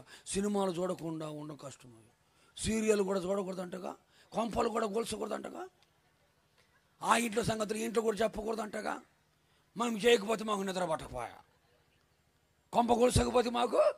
బైబిల్లో కొంతమందికి కీడు చేయనిదే నిద్ర పట్టదంట. నేను అటు చెప్తాను, మీకు అర్థమయ్యేది చెప్తున్నా, ఏమిలే. బయటికి కదని బైబిల్లోయే. కీడు చేయనిదే కొంతమందికి పాస్టర్ గారు అండి బాప్తీసం పొంది ఎన్ని చేయకు, అబద్ధాలు కూడా ఆడకూడదు అంటగా, పండగ పూట కూడా కోటర్ కూడా వేసుకోకూడదు అంటగా, అందుకని బాప్తీసం ఇప్పుడు ఎందుకు లేదు, టైం ఉంది లేదు, ఏముందా టైం ఉంది అన్నాడు. గుట్టికొని పోయా, ఎక్కడ పోయాడు, పాతాలని పోయా. ఎందుకండి?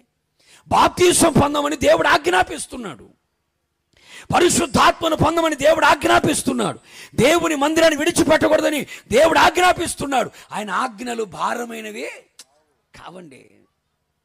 ఆయన ఆజ్ఞలు భారమైనవి కాదు, ప్రేమతో దేవుడిచ్చిన మాట. ఆ ఆజ్ఞలు గనక నువ్వు గైకొనగలిగితే, ఇదిగో నేను ఆజ్ఞాపించిన ఆజ్ఞలను నువ్వు పాటించాలని ఎంతో కోరుచున్నాను అని చెప్పి ఏమంటాడు తెలుసా? నువ్వు ఆలకించిన ఎడల నీ క్షేమము ఏంటమ్మా చెప్పండి గట్టిగా, నది వలే. ఏ నది ఇది?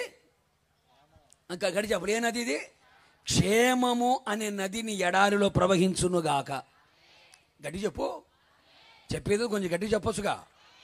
ఎందుకు ఆమెను? ఎందుకని? క్షేమం అనే నది మీ జీవితంలో ప్రవహించాలి. క్షేమము, దీనికి వ్యతిరేకంగా చెప్పాలంటే క్షామము అని మనం చెప్పుకోవచ్చు, వ్యతిరేక పదం. క్షేమం అంటే ఏంటి? మీకు అర్థమయ్యే భాషలు చెప్పాలంటే యోబు గ్రంథం 5వ అధ్యాయం 24వ వాక్యం చూడండి. క్షేమం అనే దానికి సంపూర్ణమైన ఒక పదం అని చెప్తాను, మీకు అర్థం చెప్తాను. 5వ అధ్యాయం, యోబు గ్రంథము 5వ అధ్యాయం 24వ వాక్యం చూద్దామా? నీ డేరా క్షేమ నివాసము అని నీకు తెలుస్తుంది ఎప్పుడు? నీ ఇంటి వస్తువులను నువ్వు లెక్క చూడగా ఏది పోగొట్టుకోకుండా గనక ఉంటే ఆ ఇల్లు ఏమైనట్టు?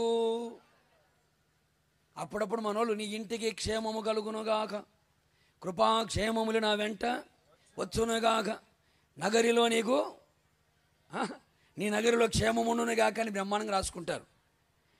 దేవుడు మనకు క్షేమమును కలుగు చేయాలి.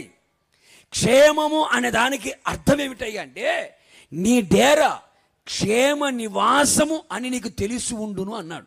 ఎప్పుడు తెలుస్తుంది?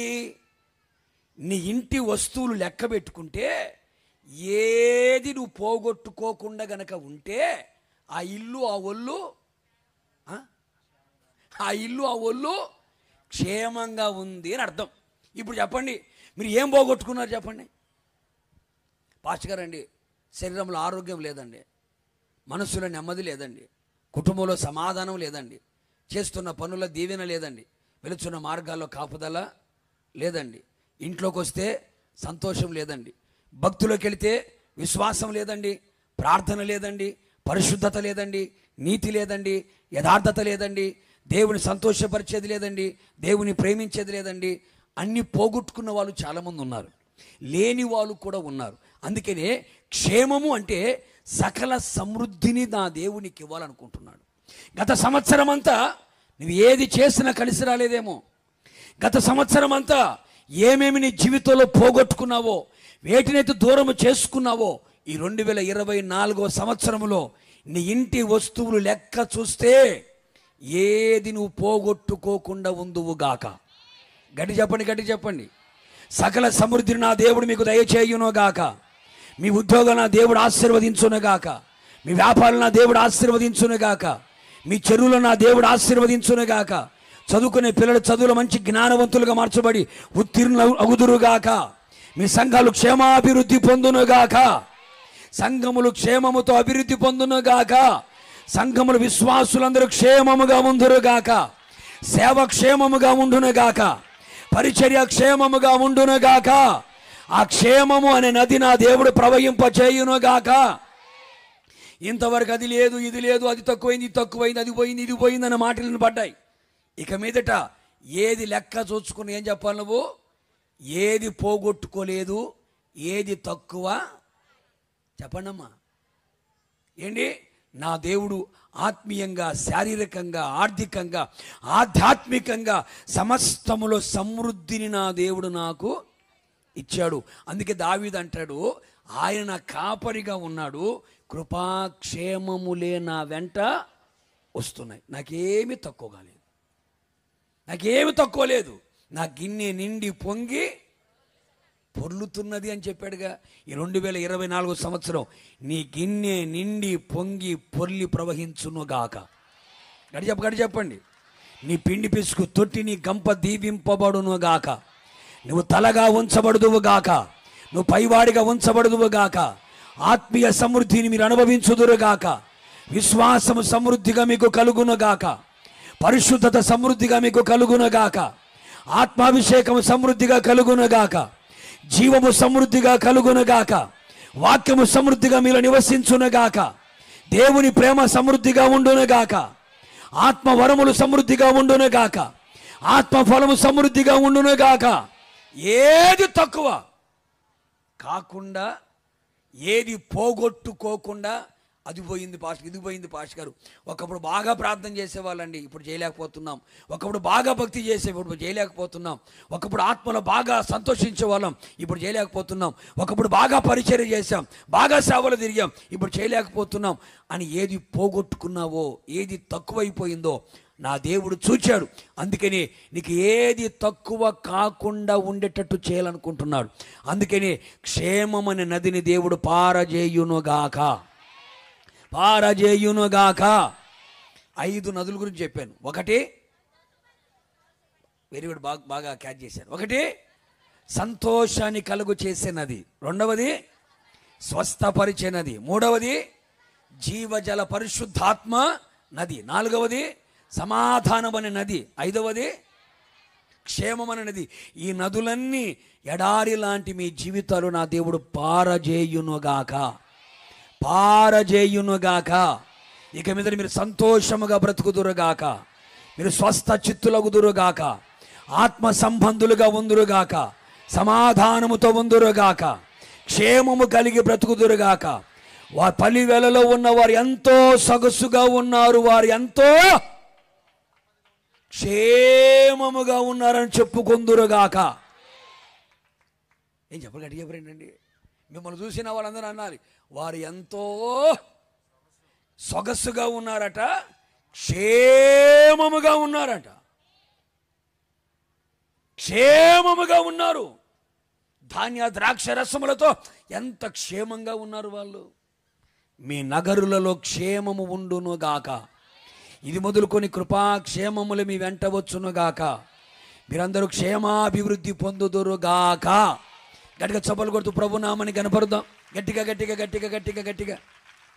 ఈ నదులన్నీ కూడా, ఈ 5 రకాల నదులన్నీ కూడా నా దేవుడు మీ జీవితంలో పారజేయునుగాక. మీరు విశ్వసించండి, ప్రార్థన చేయండి. ఈ మాటలన్నీ మూటగట్టుకొని గుండెలో దాచిపెట్టుకోండి, మనస్సులో ముద్రించుకోండి. ఈ మాట ప్రకారంగా మీ బాట వేసుకోండి.